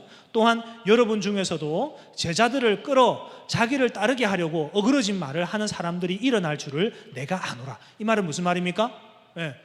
엉뚱한 말들로 가르침을 잘못 가르쳐가지고 자기 편으로 만든다는 거예요. 이런 것들을 조심해야 된다. 그래서 여러분, 감독의 의무가 있어요. 첫 번째 뭐냐면 방가로 3번입니다. 항상 주변에는 이단이나 이단적 사상이 있어요. 그래서 이들을 지켜내야 돼요. 그리고 자기 제자를 만들려고 어그러진 말들을 하는 감독들은 쫓아내라. 그리고 은혜의 말씀에 부탁해라. 은혜의 말씀에 부탁하는 거. 그래서 여러분, 우리 교회 2020년 표어가 그거예요. 은혜의 말씀에 부탁하라 입니다. 그 말씀을, 그 복음의 말씀을 충분히 공부하고 연구하고 나누고 그리고 이해하고 체계를 가지고 있어서 그 안에서 우리가 그 복음적인 교리, 논리를 가지고 성경을 보면서 그 말씀 안에서 하나님의 은혜의 충만함을 누리며 살아라. 또 그 감독은 그렇게 해야 된다라는 거예요. 그렇게 가르쳐야 된다라는 거죠. 이 말씀이 능히 든든히 세우사 거룩하게 하시고 하나님의 나라를 상속받게 한다는 거예요. 여러분, 하나님의 나라를 상속받는 건 꿈이 아니에요. 환상이 아니에요. 은사가 아니에요. 그분의 나라를 상속받는 거는 뭡니까? 그 말씀이 능히 든든히 세우사. 여기서 여러분, 이 말씀을 복음으로 바꿔 얘기할 수 있어요. 그리고 복음의 체계를 우리는 교리라고 얘기를 하잖아요. 이 교리, 이것을 공부를 열심히 해서 믿고 그렇게 따를 때에 우리가 거룩하게 되어지고 결국은 나중에 하나님의 나라를 유업으로 얻게 되는 거예요. 그리고 예배 시 강단에서 복음을 선포하고 신방을 통해서 복음을 확인하는 일을 계속 해야 되는 거예요. 그래서 예배를 집례하고 그 다음에 또 성찬과 세례를 집례하고 강단에서 말씀을 전하는 자는 목사의 직무고요. 그리고 또 신방을 통해서 복음을 확인하는 이런 일들은 장로님들이 하셔야 될 일들이고요. 이렇게 교회가 초대교회부터 그렇게 해왔었어요. 그렇다면 감독에 대한 교회의 자세, 저는 소원합니다. 여러분들 이 가운데 감독직에 대한 사모함들을 가졌으면 좋겠어요. 여러분들이 난 진짜 성경이 말하는 경건한 집사가 되고 싶어. 난 정말 성경이 말하는 장로가 되고 싶고 권사가 되고 싶고, 난 정말 정말 하나님의 이 구원의 도를 정말 잘 풀어서 우리 교인들에게 전해주고 싶은 그런 목사가 되고 싶어. 이런 여러분 거룩한 열정들을 가지십시오. 밖에 나가가지고 돈 많이 벌고 싶고 대기업 가고 싶고 이런 것에 여러분 헛된 꿈을 꾸지 말고, 여러분들의 황금과 같은 그런 젊은 시기를 버리지 말고, 그런데 스펙 쌓는다고 여러분 열심히 그렇게 막 공부를 하는 거 중요하죠. 예, 중요합니다. 그거 안 됐는데 잘못했다 이러면 제가 나쁜 놈이죠. 예, 중요합니다. 그렇지만 더 거룩한 일을 사모하십시오. 그 거룩한 일은 뭐다? 교회 직분이에요. 직분. 오히려 여러분 이 직분을 사모하셔야 돼요. 진짜 그 사람이 복음을 잘 알고 그리스도의 십자가로 말미암아 의롭게 되어지고 하나님의 나라를 사모하고 그 일을 사모하는 자라면 자연스럽게 직분을 사모하게 되어 있어요. 그렇게 해서 교회를 섬기고 싶은 이런 마음들이 생겨나는 거죠. 그래서 감독에 대한 교회의 자세가 있어요. 이런 감독들이 있을 때 교회가 이 감독들에게 이렇게 해라. 첫 번째, 디모데전서 5장 17절 18절 말씀, 존경해라 라는 말이 나와요. 같이 한번 읽어보겠습니다. 시작. 잘 다스리는 장로들은 두 배나 존경할 자로 여기되 특별히 말씀과 교리로 수고하는 이들에게는 그리할지라. 성경의 기록에 이르기를 너는 곡식을 밟는 소의 입에 마개를 씌우지 마라 하고 또 일꾼이 자기 품삯을 받는 것이 합당하니라 하느니라. 킹제임스 버전이에요. 이게 여기서 중요한 건 뭐예요? 잘 다스리는 장로들을 두 배나 존경해라. 두 배나 존경해라. 특별히 말씀과 교리로 수고하는 이들에게 더 그래라. 이 이야기를 하고 있어요. 누굽니까? 내다 내. 내다 날 존경해라.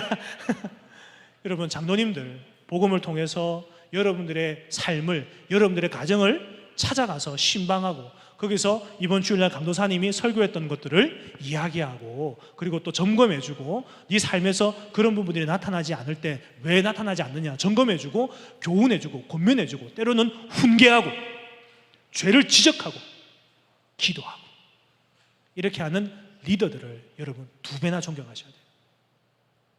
그렇다면 두 배나 존경한다라는 말이 무슨 말일까요? 바로 그 사람의 생활을 책임지라는 거예요. 생활을 책임져라.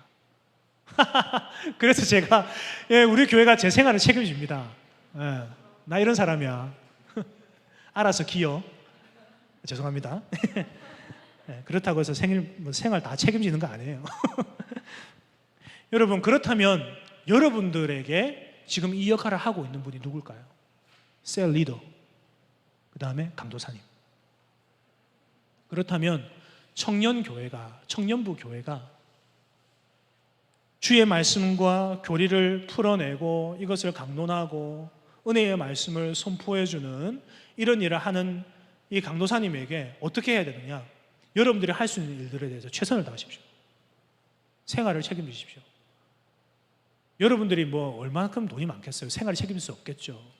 그렇지만 다른 것보다도 격려를 많이 해주세요. 위로 많이 해주세요. 그리고 맛있는 거 많이 사드리세요. 그렇게 해서 참 물론 하나님께서 주시는 위로가 있어요. 그러나 여러분 하나님께서 다 주실 수 있다면 왜 굳이 하나님께서 교회를 세우셨겠어요? 왜 우리를 지체로 묶으셨겠냐고요. 왜 그럴까요? 하나님께서 주시는 위로를 우리를 통해서 전달하는 거예요. 우리를 통해서 전달하시는 거예요. 그래서 여러분들은 할 수 있는 일들에 최선을 다해야 됩니다. 히브리서 13장 17절 같이 읽습니다. 시작. 너희를 인도하는 자들에게 순종하고 복종하라. 그들은 너희 영혼을 위하여 경성하기를 자신들이 청산할 자인 것 같이 하느니라. 그들도 하여금 즐거움으로 이것을 하게 하고 근심으로 하게 하지 말라. 그렇지 않으면 너희에게 유익이 없느니라. 여러분 여기서 너희를 인도하는 자들 누굽니까? 바로 목사들을 얘기하는 거예요. 그리고 장로들을 얘기하는 거예요. 갑자기 얼굴에 비치니까 또 이게 머리를 다듬어야지. 그들에게 순종하고 복종해야 돼요. 왜냐하면은 그들은 여러분들의 영혼을 위해서 경성하기를 자신이 청산할 자인 것 같이 한다는 거예요. 이 말이 무슨 말일까요? 마치 빚진 자인 것처럼 그렇게 한다는 거예요. 빚진 자인 것처럼. 여러분들에게 빚을 지어가지고 내가 이렇게 안 하면은 여러분들이 나에게 주는 그 사랑을 갚을 수 없는 자처럼 그렇게 여러분들을 섬긴다는 거예요. 남부교회는 그렇죠. 목사님들이 다 그러실 거 아니에요. 감사님도 그렇고 장님도 다 그러실 거 아니에요. 그런 분들을 여러분 존경하고 복종해야 되는, 순종해야 되는 거예요. 그렇게 하기 때문에 즐거움으로 그 일을 하도록 해라는 거예요. 근심거리가 되지 마십시오, 여러분. 그분들의 근심거리가.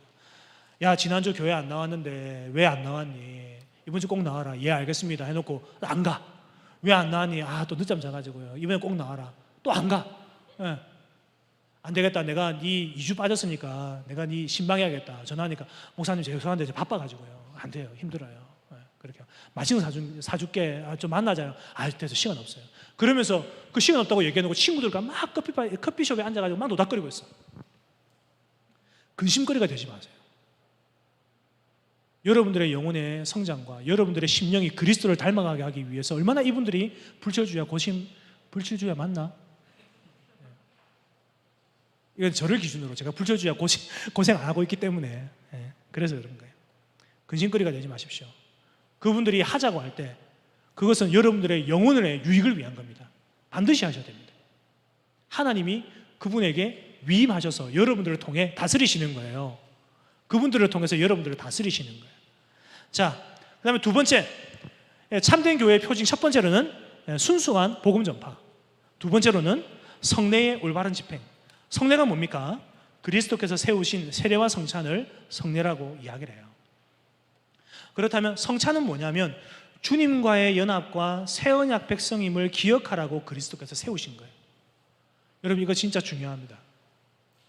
우리가 성찬을 이해하지 못하고 성찬을 할 때가 너무 많아요. 그것은 죄를 짓는 겁니다, 여러분. 성찬을 이해하지 못하고 성찬을 알지 못하면서 성찬에 참여하는 건 죄를 짓는 것이고, 그리고 또 그 성찬을 집례하는 목사가 하나님 앞에 심판받아 마땅한 조건을 제공하는 거예요. 그래서 성찬은 모든 교인들에게, 세례 교인들에게 아주 구체적이고 상세하게 가르쳐야 될 부분이고요. 이 성찬을 허투루 하지 않도록 목사와 장로와 직분자들은 최선을 다해서 교인들을 가르쳐야 돼요. 이 성찬이 왜 그러냐면 주님과의 연합인 거예요. 그분의 살과 피를 먹고 마심으로 그분과 하나가 되는 거예요. 그래서 여러분 그분이 이 땅에서 십자가를 짊어지고 그렇게 참 의를 위해서 핍박을 당하고 십자가의 길을 걸어가신 그 삶을 나도 그분과 연합하여서 나도 이 땅에서 복음을 통해 복음을 받은 사람으로서 그리스도와 함께 의를 위해 핍박을 당하고 십자가를 짊어지고 나를 부인하며 내가 당신과 함께 가겠다라고 하는 그런 서약인 거예요. 동시에 그분의 살과 피를 먹고 마심으로 그분이 영광스러운 영화로운 부활로 나타나시고 승천하시고 하늘에 오르시고 하나님의 심판권들을 가지고 이 땅에 오셔서 이제는 이 땅이 하나님의 완전한 나라로 완성되었을 때는 그분과 함께 똑같은 신령한 몸으로 부활해서 그리스도와 똑같은 권세를 가지고 이 땅을 다스린다라고 하는 그런 놀라운 복음의 메시지가 이 성찬 안에 담겨져 있어요. 그러니까 이 성찬을 믿어야 되는 거예요. 믿지 않은 상태로 내가 이걸 한다? 난 세례 받았으니까 야 이번 기회 아니면 언제 내가 포도주 마셔보냐, 이런 걸로 여러분 하면은 죄를 짓는 거예요. 여러분들만 죄를 짓는 것이 아니라 그것을 집례하는 목사까지 죄를 짓게 만드는 거라고요. 그러니까 여러분들은 이 강의 끝나자마자 세례와 성찬에 대해서 바로 공부하세요. 조금 있으면 이제 추수감사주로 오잖아요. 그러면 성찬 하잖아요. 그때 또 여러분들 성찬의 이 기회를 놓치실래요? 안 돼요. 그러면 안 돼요. 여러분들의 몸에 죄를 씌우는 것과 똑같은 거예요. 세례는 뭡니까? 주님과의 연합과 새 피조물이 되었음을 공적으로 선언하는 거룩한 예식이에요. 세례와 성찬은요 똑같은 의미예요. 그분과 연합하는 거예요. 연합하는 거. 그분이 죽으신 것처럼 나도 죽고 그분이 부활하신 것처럼 나도 부활하고, 그래서 이제는 내가 사는 것이 내가 사는 것이 아니고 내 안에 그분이 살아계셔서 그분이 사시는 것이다. 그래서 내가 죽는 것도 유익하다. 오히려 내가 죽는 것이 더 유익하다. 그것을 고백하는 것이 세례예요. 여러분, 이를 위해서 여러분 이 세례와 성찬을 우리가 세례와 성찬에 합당한 삶을 살기 위해서 우리는 복음을 정확하게 이해하고 복음에 합당한 삶을 사는지를 반드시 확인해야 되는 거예요. 그래서 새 가족이 들어왔을 때 여러분 너 들어온 지 몇 개월 됐지? 6개월요. 그럼 학습받아. 너 이제 학습한 지 몇 개월 됐지? 6개월 됐으면 그럼 세례받아. 이렇게 해서 세례를 받아가지고 명부에 올라가는 게 아니라고요. 세례는 이 사람을 하나님의 백성, 우리의 가족으로 삼는 거예요. 여러분들 다 가족들 다 있잖아요. 근데 그 가족들, 그 공동체 안에 어느 날 갑자기 지난주에 고재관 목사님이라고 이분이 오셨는데 강의를 정말 탁월하게 하셔서, 내가 하는 얘기예요 그냥. 사실은 아니죠. 사실인가? 사실이고 싶어. 탁월하게 정말 교회에 대해서 이야기 잘하고 너무너무 멋져요. 어쨌든 그렇고. 그런데 이분이 우리 가족이 되었으면 좋겠어. 엄마 아빠 허락해줘. 이렇게 하고 가족 데려왔어. 이게 가능합니까 여러분? 가능하지가 않아요. 이 사람을, 그러니까 이 이방인, 그러니까 외부인을 우리의 교회의 가족으로 들이려면 뭘 해야 돼요? 제일 중요한 건 교회가 뭘 믿어야 된다고요? 주는 그리스도시요 살아계신 하나님을 믿어야 되는 거예요. 그걸 믿는 확인을 해야 되는 거야. 그리고 그걸 믿게 하려면 일단은 가르쳐야 되잖아요. 가르친 데만 3년이에요. 근데 가르쳐도 이 사람이 믿느냐? 믿는다고 얘기하지만 그 삶을 봤을 때 이 사람이 믿는지 안 믿는지를 교회가 확인할 수 있는 거죠. 그러면은 이 사람이 믿는지 안 믿는지를 일상의 삶에서 계속 지켜보고 있는 거예요, 교회가. 그 지켜보는 기간이 2년이에요. 그럼 몇 년이에요? 5년이에요. 이 한 사람이 교회에 자기의 이름을 교적부에 딱 올리는 그 순간까지 5년이 걸린다고요. 그런데 오늘은 어때요? 오늘날은 1년이면 바로 교적부로 올라가요. 이 사람이 예수 믿는지 안 믿는지 확인 안 해요. 세례 공부 일주일, 2주일, 3주일 그게 전부예요. 그리고 이 사람이 일상에 대해서 관심도 없어. 교회만 나오면 그만이야. 교회 안 나오면 전도사님들이 전화하는 거죠. 왜 교회 안 나오셨어요? 이렇게 얘기해요. 셀리더들이 왜 교회 안 나왔어? 이렇게 얘기를 한다. 그게 아니에요. 가족이잖아요. 이젠 가족이 되는 거예요. 그러면 이 사람을 우리 집에 있는 룰을 믿게 만들어야 돼요. 그리고 네가 이제는 우리 집에 가족 일원이 되었으니까 이제 너는 이렇게 살아야 된다. 강요할 수 있는 거예요. 그렇게 안 살 때 어떻게 해야 돼요? 바로 징계가 들어가는 거예요. 그렇게 해야 돼요. 그렇게 해야 우리가 교회로서 살아갈 수 있는 거예요. 그래서 뭐가 필요합니까, 여러분? 권징이 필요한 거예요. 그래서 교회는 권징이 신실하게 시행되어져야 돼요. 신실하다는 말이 무슨 말인지 아시죠? 신실하다는 뭡니까? 변함없이 꾸준하게 지속적으로 시행이 되어야 됩니다. 권징이 뭡니까?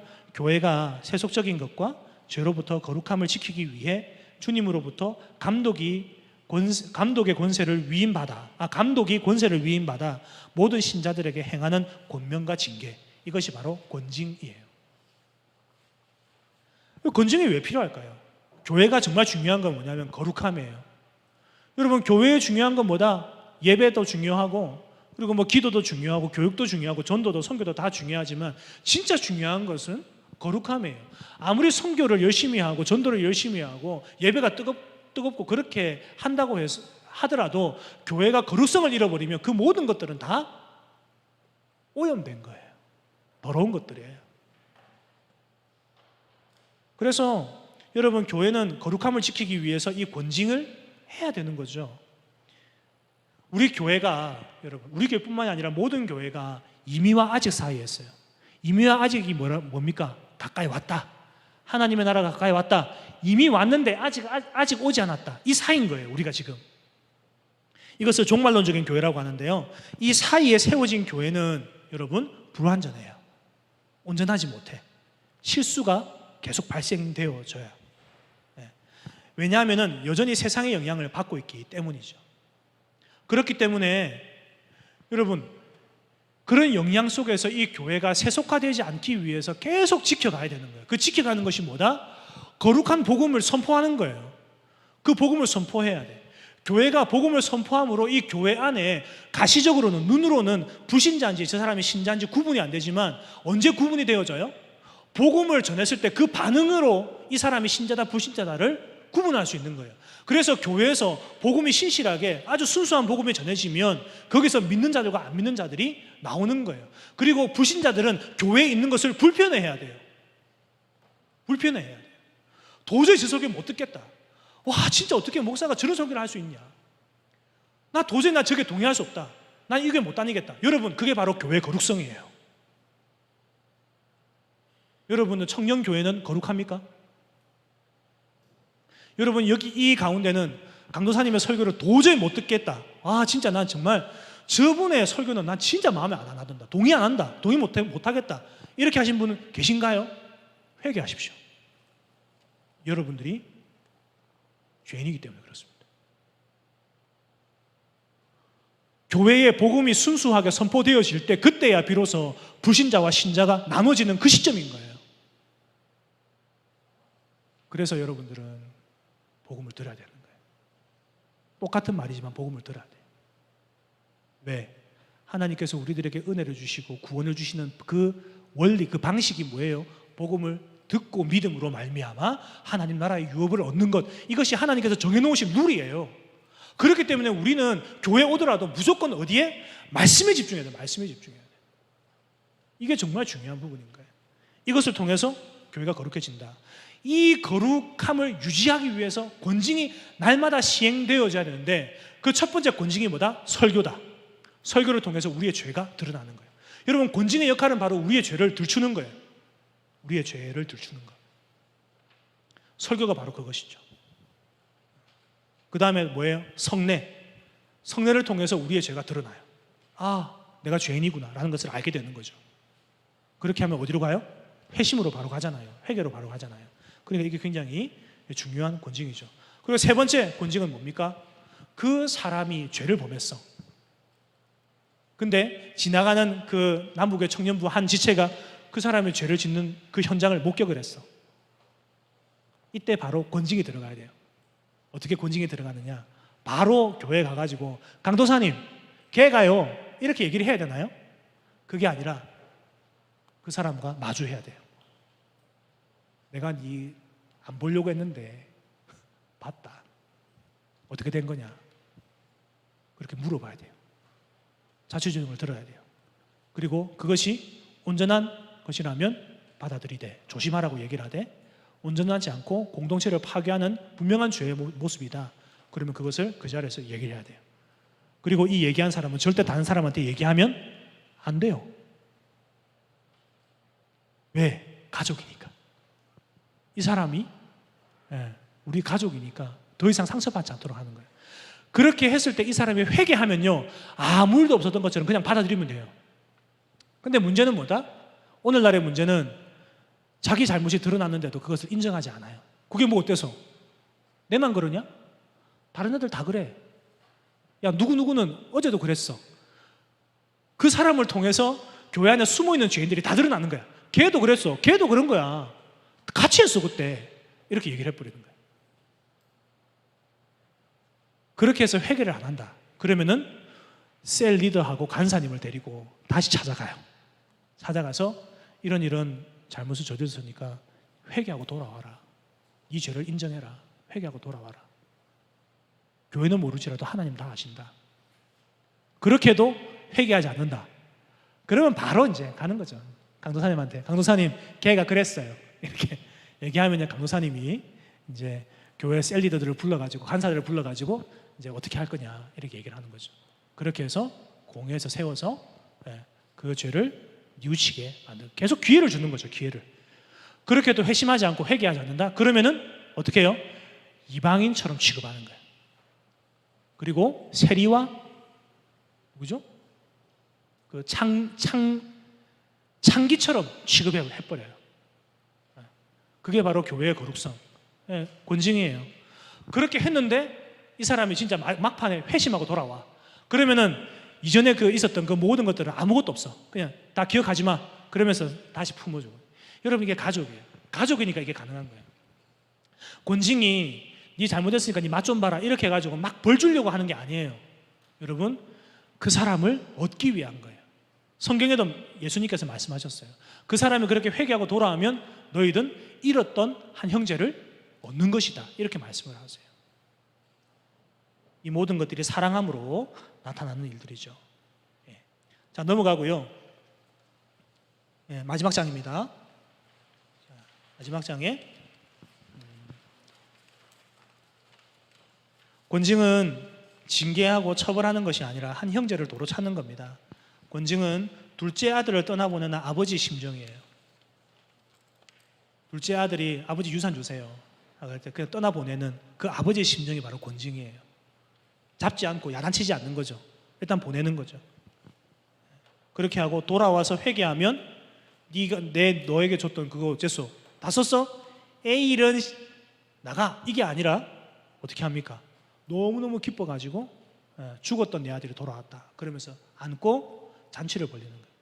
여러분, 이것이 바로 권징의 모델이에요. 도로 찾는 거니까. 그래서 여러분, 이 점 세 가지, 포인트 세 가지를 한번 읽어보겠습니다. 시작. 이 세 가지가 철저하게 지켜질 때 그리스도의 충만함이 교회 가운데 나타난다. 이 세 가지가 철저하게 지켜질 때 교회는 성경적으로 바르게 세워진다.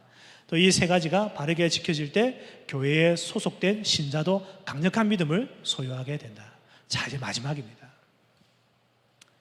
우리는 종말론적인 교회, 전투적인 교회의 지금 위치에 서 있어요. 이미 왔지만 아직 오지 않은 하나님의 나라를 갈망하며 살아가고 있는 그런 교회입니다. 그러나 곧 그 때는 옵니다. 임박했습니다. 예수님께서 말씀하셨습니다. 내가 오리니 속히 오리라 약속하셨습니다. 그날은 반드시 옵니다. 그때를 위해서 우리가 깨어서 기도해야 될 때, 깨어있다라고 얘기하는 것은 내가 직업을 그만두고 재산 다 팔아서 그냥 성가대 가운 딱 입고 교회에서 맨날 찬양하고 기도하고 이렇게 하는 게 깨어있는 게 아니에요. 그게 아니라 교회적인 삶을 사는 거예요. 서로 사랑하고 모여서 예배드리고 하나님 사랑하고 하는 이러한 삶들을 꾸준히 하는 거예요. 그게 바로 교회적인 삶을 사는 거죠. 그렇지만 여러분, 우리는 아직이라고 하는 이 너머에 있는 완성을 향해 나아가고 있는 교회라고 하는 것입니다. 본질은 이미 다 성취되었어요. 이미 끝났어요. 다 완료가 되었어요. 그렇기 때문에 여러분, 이 전쟁은 끝난 겁니다. 여러분, 영적 전쟁이라고 해서 이 전쟁이 계속 이어진다라고 생각하지 마세요. 이미 그 하늘의 계명성 마귀가 하늘에서 이 땅으로 떨어지는 것을 예수님이 이미 보셨어요. 제자들이 전도할 때에 이미 보셨어요. 떨어졌어요. 끝났어. 이 전쟁은 이미 끝난 거예요. 그렇지만 전투는 아직 남아있다라는 거예요. 우리는 계속 전투하고 그 전투에서 패배할 수 있지만 전쟁에서 이겼기 때문에 패배했다고 해서 진 게 아니라는 거예요. 이미 전쟁에서 이겼기 때문에 전투는 계속 할 수 있다. 줘도 된다라는 겁니다. 그렇기 때문에 우리는 깔깔대면서 싸울 수 있는 겁니다. 고된 싸움이 있어도 영광스럽고 복됩니다. 신앙 고백적인 삶은 십자가를 지는 삶이고 대가지불의 삶이에요. 여러분, 십자가를 지고 나를 부인하고 자기 십자가를 지고 주님을 따라가는 삶이 고통스러운 거지만 동시에 영광스럽고 너무너무 즐겁고 가치로운 거예요. 복음을 알면 그 가치가 얼마나 큰지를 알게 되기 때문에 뭐가 된다? 대가지불이 되는 거예요. 대가지불이. 그럴지라도 나는 이 길 갈래 라고 자기의 대가를 지불할 수 있게 되는 겁니다. 그래서 여러분, 복음은 신자를 개체가 아닌 교회적 삶을 살게 하는 거예요. 여러분, 교회라고 얘기하는 것은 하나의 건물을 얘기하는 것이 아니라 우리 모두가 다 교회예요. 교회는 뭐다? 바로 주는 그리스도시요 살아계신 하나님의 아들임을 믿는 공동체라는 거예요.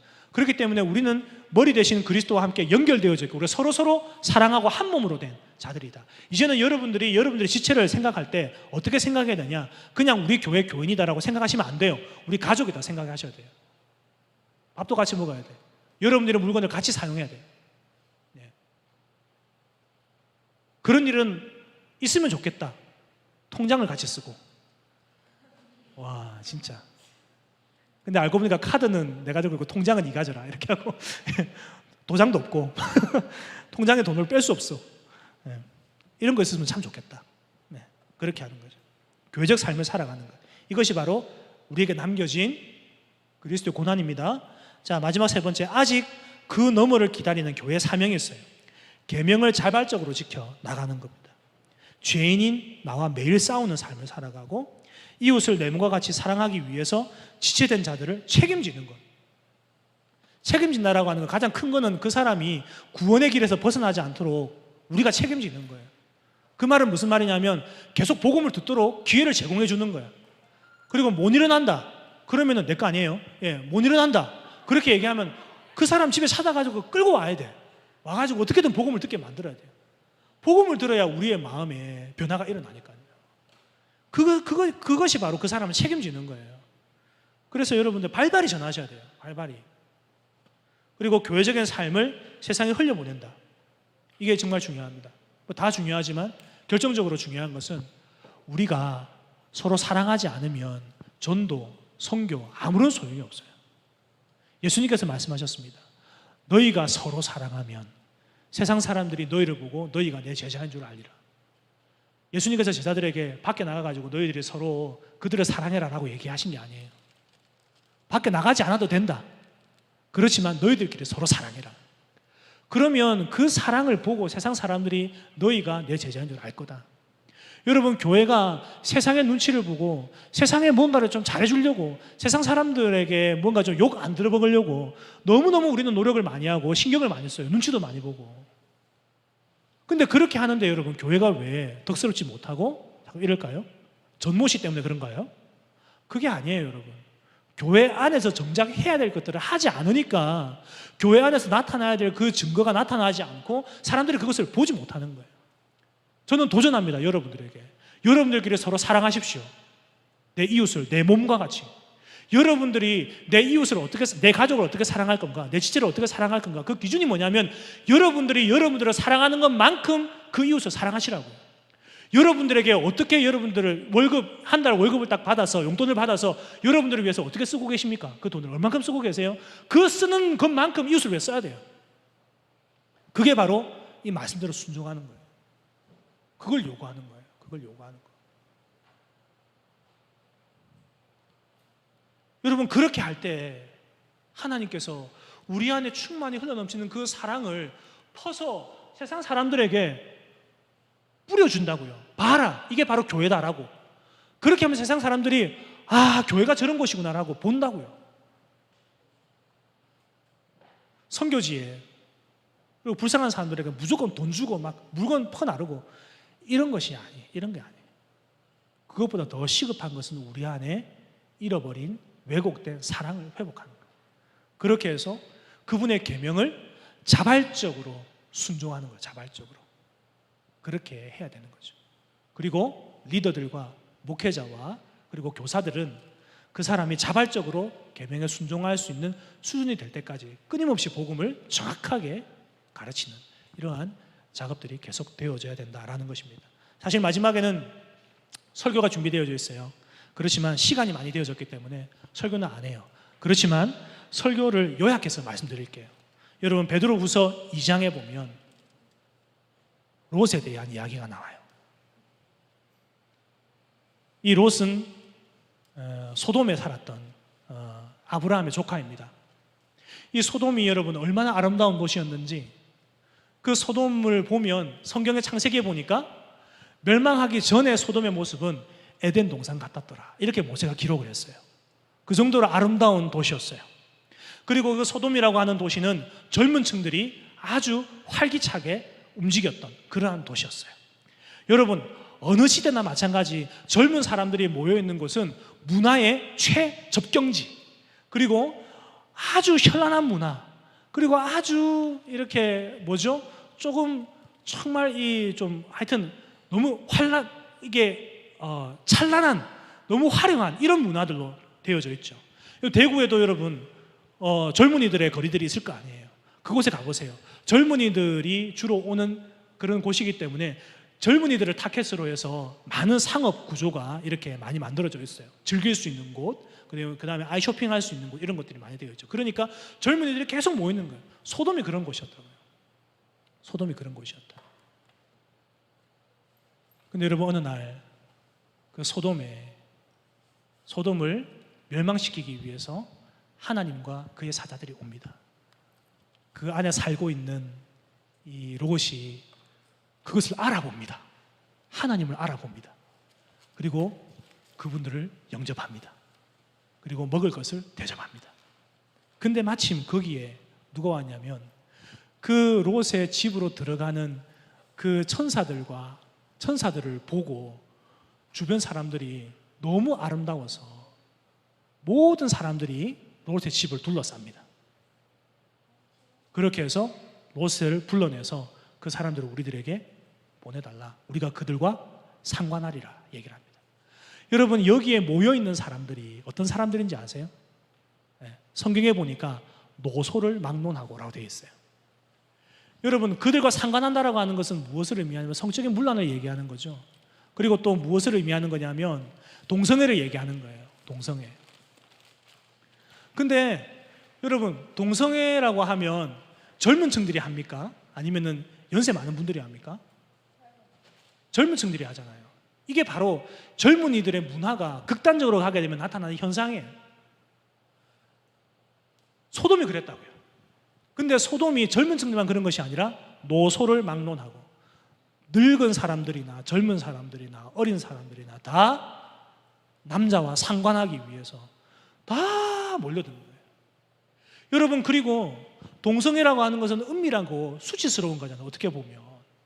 근데 이것은 은밀한 곳에서 행해야 그나마 양심이 있는 건데, 이들은 다 같이 와가지고 줄 서서 우리가 그들을 불러내라, 우리가 상관하겠다라고 얘기를 대어놓고 공개적으로 하겠다는 거예요. 얼마나 이 소돔이 타락한 도시입니까? 그런데 여러분, 거기서 롯이 한 행동했어요. 뭐냐면 이들에게 죄를 범하지 마라. 나에게 딸 둘이 있는데 이 둘을 너에게 줄 테니까 이들이 남자를 알지 못하는 자들이다, 딸들이다. 너희들이 마음대로 해라. 그렇지만 이 사람들은 건들지 마라. 그렇게 얘기를 해요. 여러분, 우리 입장에서도 롯의 말이 이해가 안 돼요. 여러분들이 딸이라 생각해 보세요. 아버지가 그렇게 한다 생각해 보세요. 그 아버지를 믿을 수 있겠어요? 이것이 무엇을 의미합니까? 롯이 아브라함의 조카이고 언약의 백성이지만 그럼에도 불구하고 소돔에서 살다 보니까 무엇에 물들었다? 소돔의 문화에 물이 들어버린 거예요. 그렇게 하니까 이 사람들이 어떻게 합니까? 필요 없다고. 너희들 딸들은 필요 없다. 그 사람을 끌어내라. 그렇게 해서 막 이제 몸을 부딪히고 하니까 그때 안에 있던 선사들, 주의 사자들이 확 나타나가지고 오히려 롯을 집 안으로 집어넣고 문을 확 닫아버리고 그들과 대면을 했어요. 그렇게 하고 그들을 눈을 어둡게 만들어버렸어요. 그렇게 하고 나니까 그 사람들이, 여러분들 눈 잘 보이다가 갑자기 안 보이면 어떻게 해요? 두렵죠. 떨리죠. 여러분, 바울이 어땠습니까? 호련히 빛을 보고 땅에 엎드려가지고 너무 두려웠어요. 사울아, 네가 왜 나를 박해하느냐? 주여, 니시나이까. 얼마나 두려웠으면 주여라고 얘기를 했겠어요. 여러분, 보는 사람이 갑자기 눈에 보이지 않으면 두려움이 엄습하게 되었어요. 그런데도 성경을 자세히 보니까 뭐라고 되어 있냐면, 그럼에도 불구하고 그들이 앞이 보이지 않는 가운데서도 뭘 찾았다? 롯의 집에 문을 찾았다는 거예요. 롯의 집에 문을 찾았다. 문을 왜 찾았을까요? 들어가서 그들과 상관하려고. 그 와중에도 어떻게든 해보려고 죄를 지어보려고 했다는 거예요. 여러분, 소돔은 멸망 안 당하는 게 이상한 거죠. 이 상황에 놓여져 있는 거죠. 그렇게 해서 하나님의 사자들이 그 땅을 결국은 멸망시킵니다. 그것을 가지고 베드로후서 2장에 보면 이 베드로가 그 장면을 인용을 해서 뭐라고 얘기를 했냐면 상한 심령의 의인 롯, 이렇게 비유를 했어요. 무엇을 의미합니까? 상한 심령의 의인 롯. 결론부입니다. 여러분, 우리가 실제로 상한 심령의 롯과 같은 입장 아니겠어요? 그가 하나님의 법을 따라 하나님의 의를 쫓아 살아가고 여고 애를 쓰지만 소돔이라고 하는 그 장소가 주는 영향력과 그런 분위기 때문에 자꾸 그 마음 가운데 자꾸 상충하는 일들이 일어나는 거예요. 나는 하나님의 의를 따르고 싶고 하나님의 언약과 그 복을 따르고 싶고 그분이 나에게 주신 그런 어떤 길을 따르고 싶은데 이 소돔에 내가 거하고 있다 보니까 그 소돔이 주는 영향력 때문에 그런 어떤 분위기 때문에 거기에 나도 자꾸 젖어들게 되는, 그것 때문에 자기 자신이 너무 괴로운 거예요. 왜? 나는 하나님의 사람이고 하나님의 언약을 받은 자손인데 왜 나는 자꾸 이런 것에 대해서 자꾸 내가 영향을 받고 왜 나는 또 이런 분위기에 자꾸 나는 물들어져 가고 있는가에 대한 자기 자신에 대한 번민들이 있었다는 거죠. 롯은. 그래서 그런 과정에도 여러분 하나님의 사자를 알아볼 수 있었다는 거죠. 그래서 베드로는 이 롯을 향해서 상한 심령의 의인 롯이라고 비유를 했습니다. 여러분, 우리가 사는 곳이 소돔하고 다를 바 없어요. 소돔과 같은 곳입니다. 우리는 주일 되면 교회에 와서 예배를 드리고 말씀을 들으면서 영향력을 받지만 또 소돔이라고 하는 이 세상으로 나아가면 또다시 그 소돔의 영향력을 받으면서 마치 내가 하나님을 안 믿는 것처럼 살아가게 되는 이런 번민들 속에 살아요. 그리고 또 교회에 오면 지난 일주일 동안에 내가 타락했던 그런 모습, 하나님 앞에 기뻐하지 않게, 하나님을 기쁘게 살지 않았던 이런 모습들 때문에 떠오르는 과거로 인해서 또 번민하고 괴롭고 하는 이런 부분들이 우리들에게는 계속 반복적으로 일어나고 있죠. 여러분, 그럼에도 불구하고 성경은 롯을 어떻게 평가하느냐? 심령이 상한 의인이라고 평가하고 있습니다. 사랑하는 여러분, 하나님의 나라가 이 땅에 임했습니다. 그러나 아직 완성되지 않았습니다. 그러나 그 완성된 나라는 곧 임합니다. 그 임의와 아직 사이에 우리는 롯과 같은 심령으로 살아가고 있습니다. 이럴 때 우리가 어떻게 살아가야 되느냐? 영향받을 수 있습니다. 그리고 또 그 영향으로 인해서 우리는 번민할 수 있고 고통당할 수 있고 또 한숨 쉬면서 나는 왜 발전이 없을까? 나는 왜 성화가 되지 않을까? 왜 난 똑같은 죄로 인해서 이렇게 고민하고 있을까? 왜 나는 이렇게 바뀌지 않을까?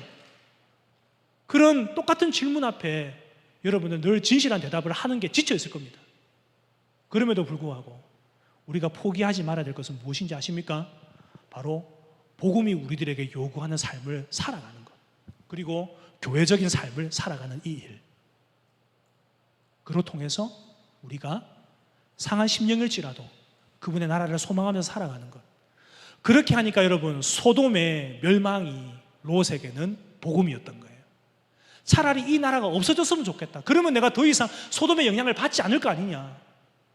그러니까 여러분, 롯이 천사들이 데리고 나가려고 할 때 순순히 따라 나갔던 겁니다. 근데 그 안에는 어땠습니까? 미련이 있었죠. 사위들은 어땠습니까? 농담인 줄 알고 웃어 넘겼죠. 그러나 구원받은 사람은 여러분, 하나님의 의를 열망하고 사모하는 자라는 겁니다. 그래서 예수님께서 이 땅을 살아가는 하나님의 백성들에게 하신 말씀이 있습니다.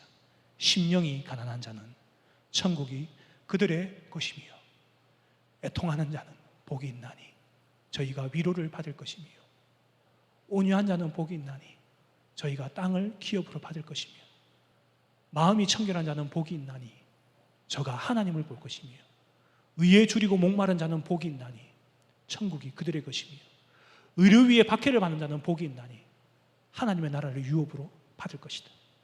사랑하는 여러분,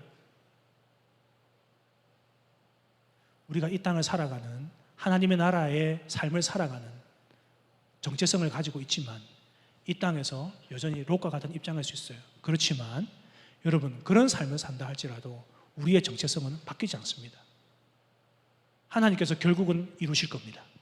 그 나라를 소망하며 자꾸 내 안에 에덴에서 뱀이 하와에게 유혹했던 네 나라를 세워라, 하나님의 나라가 중요한 게 아니라 네 나라를 세워라 라고 얘기하는 이런 유혹과 날마다 싸우면서 우리 안에 옛사람의 습관들, 자꾸 내 나라를 세우려고 하고 내 자존감을 세우려고 하는 이러한 갈등 속에서 우리가 하나님의 나라를 손두고 선택할 수 있는 존재로 변화되어졌다라고 하는 이 사실은 여러분, 지구가 2번 탄생하고도 남을 기적이라는 사실, 그 기적 앞에 우리가 기쁨으로 우리에게 주어진 이 하나님 나라의 유업을 열망하며 우리에게 주어진 이 소돔의 삶을 거룩하게 그리고 성결하게 교회 안에서 그분과 함께 살아가는 복된 청년들 되기를 주님의 이름으로 축원합니다.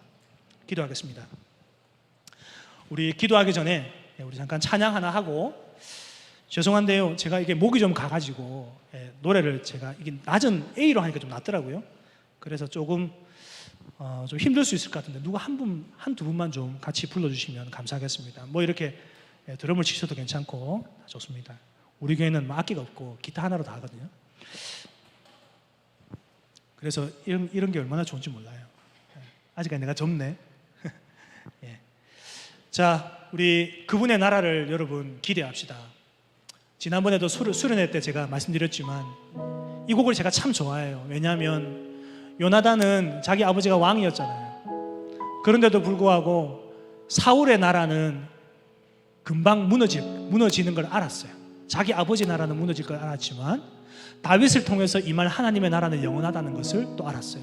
그렇기 때문에 자기 아버지 편을 들지 않고 누구의 편을 드냐면 다윗의 편을 들어요. 그냥 아버지 편만 들었으면 조용히만 있으면 자기가 왕이 될 수 있었는데 그렇게 하지 않고 하나님의 나라가 더 온전하고 영광스러운 것임을 알았기 때문에 다윗을 살리기 위해서 최선을 다했습니다. 단지 다윗을 사랑해서가 아니라 하나님의 나라를 사모했기 때문에 그렇게 할 수 있었던 것입니다. 여러분, 우리도 동일합니다. 하나님의 나라를 사모하는 그런 심령이 되어야 되겠습니다. 그러기 위해서 우리의 삶을 내던지고 대가 지불을 하고 그 나라를 소망하며, 때로는 우리가 이 땅에, 이 소돔과 같은 이 땅에 물들어서 정말 내 마음에 상함들이 있고, 어떻게 언제쯤 하나님의 나라가 이 땅에 임합니까? 주님, 그 나라가 속히 오기를 원합니다 라고 하는 이 반복되는 기도 가운데 우리의 인생을 허비한다 할지라도, 여러분, 그분의 우리들을 살아가게 하는 이 모든 일상의 삶은 결코 헛되지 않을 겁니다. 우리 마음 가운데 그분의 나라를 소망하며 우리의 삶을 드리는 우리 모두가 되었으면 좋겠습니다. 우리 함께 말씀을 생각하며 기도하는 마음으로 우리 함께 찬양합시다. 주의 약속이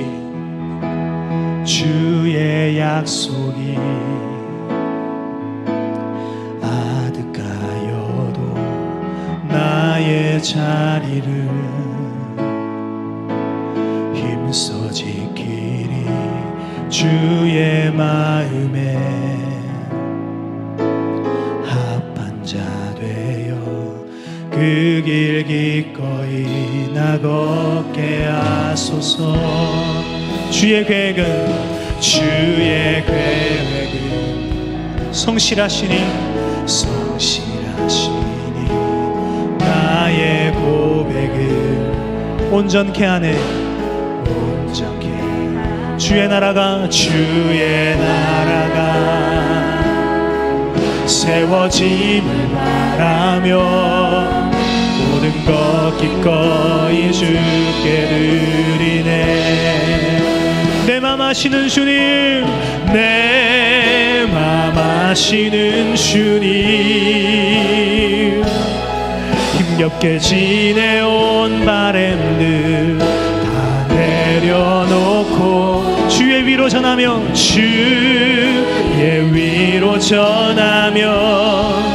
그 신실하심 바라보리. 주만 많은 자 되리.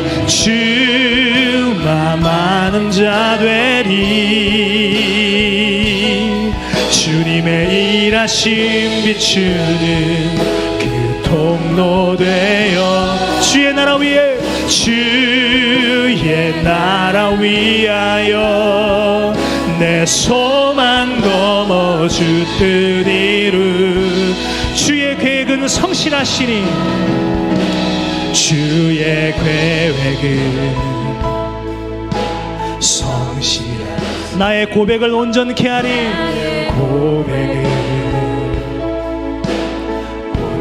주의 나라가 세워짐을 바라며 모든 것 기꺼이 주께 드리네. 우리의 마음을 아시는 주님께, 내 맘 아시는 주님,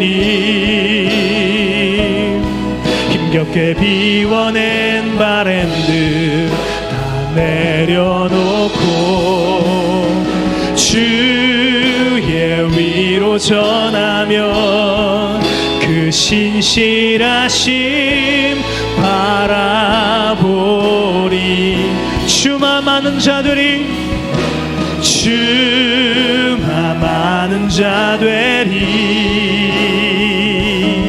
주님의 일하신 비추는 그 통로 되어 주의 나라 위하여 내 소망 넘어 주 뜻. 우리 한 번 더 전심으로 고백하며 나아갑니다.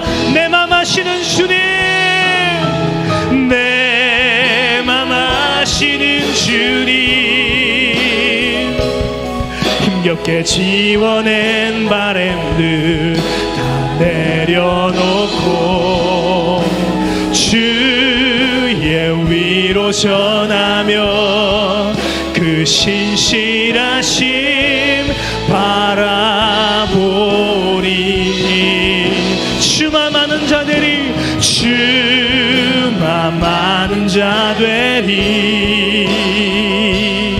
주님의 일하심 비추는 그 통로 되어 주의 나라 위하 내 소망 넘어 주 뜻 이룬. 우리 이 시간 다 함께 우리 같은 마음으로 기도하기를 원합니다. 여러분, 이 땅에 에덴에서 뱀이 하와에게 유혹했던 그 유혹의 소리들은 지금도 끊임없이 우리들에게 다가가고 있습니다.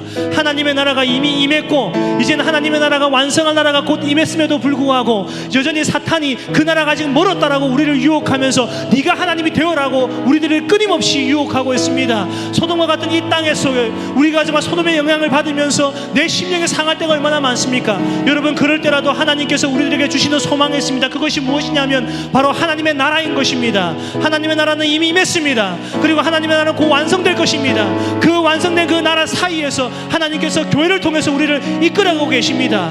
여러분, 이 시간 기도할 때 주님 아버지, 우리가 소돔과 같은 이 땅에 살아갈 때에 때로는 우리가 여러 가지 유혹으로 인해서 넘어지게 되고 똑같은 실수를 반복하는 이런 어리석음들을 범하고 있지만 그럼에도 불구하고 우리의 정체성을 하나님 자녀, 하나님의 백성으로 삼아 주셨사오니 우리가 이제는 아버지 주의 몸된 교회, 전투하는 교회로서 이제는 죄와 싸우며 이 소돔과 싸우며 이 문화와 싸우며 내 나라를 세우라고 하는 이 뱀의 유혹과 싸우는 우리들 되게 도와주시고 우리 교회가 되게 도와주시옵소서. 한 사람이 이렇게 뒤쳐져 있다면 함께 도우며 그리스도 이름으로 서로 사랑하며 세워가는 공동체로 우리 교회가 거룩함으로 주님을 위해서 싸워나가는 우리 청년교회가 될 수 있도록 주여 우리를 붙드시고 이 시대에 우리를 사용해 주시옵소서. 우리 이런 기도 제목 가지고 통성으로 기도하며 나아갈 때 우리 믿음으로 주의 이름 간절히 한번 부르짖고 다같이 기도하며 나가시겠습니다.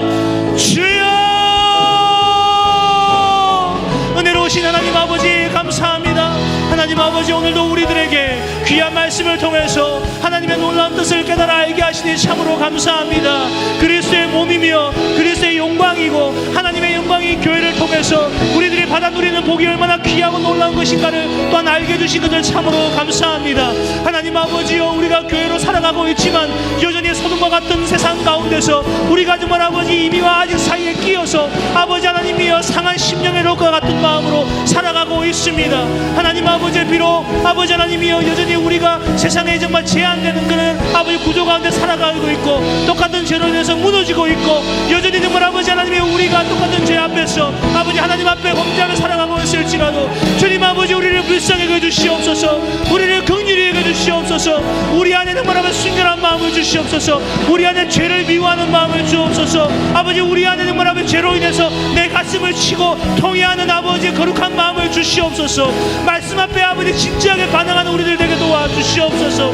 그래서 정말 아버지 하나님이여, 우리가 정말 아버지 이 세상을 살아가면서 아버지 주님의 나라를 소망하며 살아가기를 간절히 소망합니다. 아버지 이미 하신 그 하나님, 그러나 곧 완성되어질 그 하나님의 나라를 믿음으로 바라보며 이 땅에 나그네로서의 삶을 아버지 충성되게 살아가는 우리들 될 수 있도록 주님 도와주시옵소서. 그래서 정말 아버지 하나님이여, 주님 장차 이 땅에 오셔서 온 세상을 다스리시고 모든 만물들 앞에서 아버지 교회를 세우실 때에 우리가 정말 아버지 하나님의 이름으로 함께 주님을 찬양하며 나아갈 수 있는 그런 우리 될 수 있도록 주님 도우시고 인도하여 주시옵소서.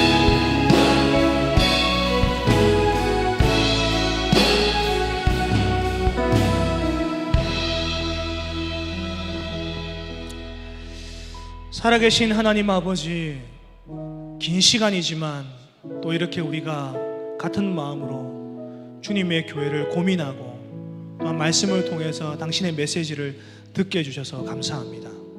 주님의 계획은 성실하시니 우리의 고백을 온전하게 하실 줄 믿습니다.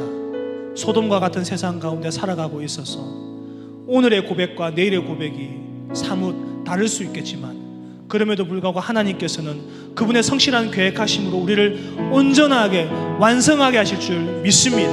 주님, 이런 믿음으로 우리의 젊은 날 이 생애를 주님 앞에 드리는 복된 청년들 되게 도와주시옵시고 하나님께서 그분의 나라를 보여주시기 위해서 세우신 이 교회 안에서 진정한 참된 복음으로 말미암아 우리의 심령이 거룩하게 되어지고 교회가 거룩하게 되어져서 아버지 하나님이여 완성될 그 하나님 나라를 꿈꾸며 오늘을 싸우며 또 내일 전투하는 복된 교회, 진정한 참 하나님의 군사로서 삶을 살아가는 우리 청년 교회가 될 수 있도록 하나님께서 은혜 부어 주시옵소서. 부족한 종을 통해서 말씀을 듣게 하셨는데 아버지 하나님이여 정말 인간적인 마음, 일반적인 말들은 기억에 남지 않게 하시고 주님께서 기뻐하시는 말들만 남아서 이 교회를 세우기 위해서 부름받은 이 소명을 잘 감당해 나가는 우리 모든 교회에 속해 있는 지체들 될 수 있도록 도와주시옵소서. 우리 주 예수 그리스도의 이름으로 기도합니다. 아멘. 우리 하나님 앞에 영광의 박수 드리겠습니다. 할렐루야. 네.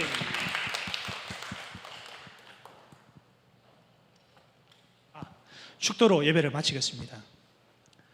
우리 주 예수 그리스도의 은혜와 하나님 아버지의 그 크신 사랑과 성령의 내주 교통하심이 너희 무리들에게 영원토록 함께 있을지어다. 아멘.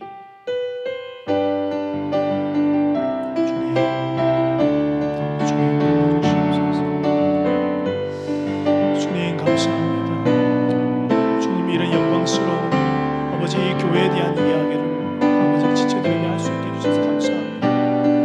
우리가 교회로 부름받았다라고 하는 이 분명한 정체성과 이 방향성과 사명을 가지고 우리에게 주신 삶을 살아가게 주시옵소서. 네, 강의를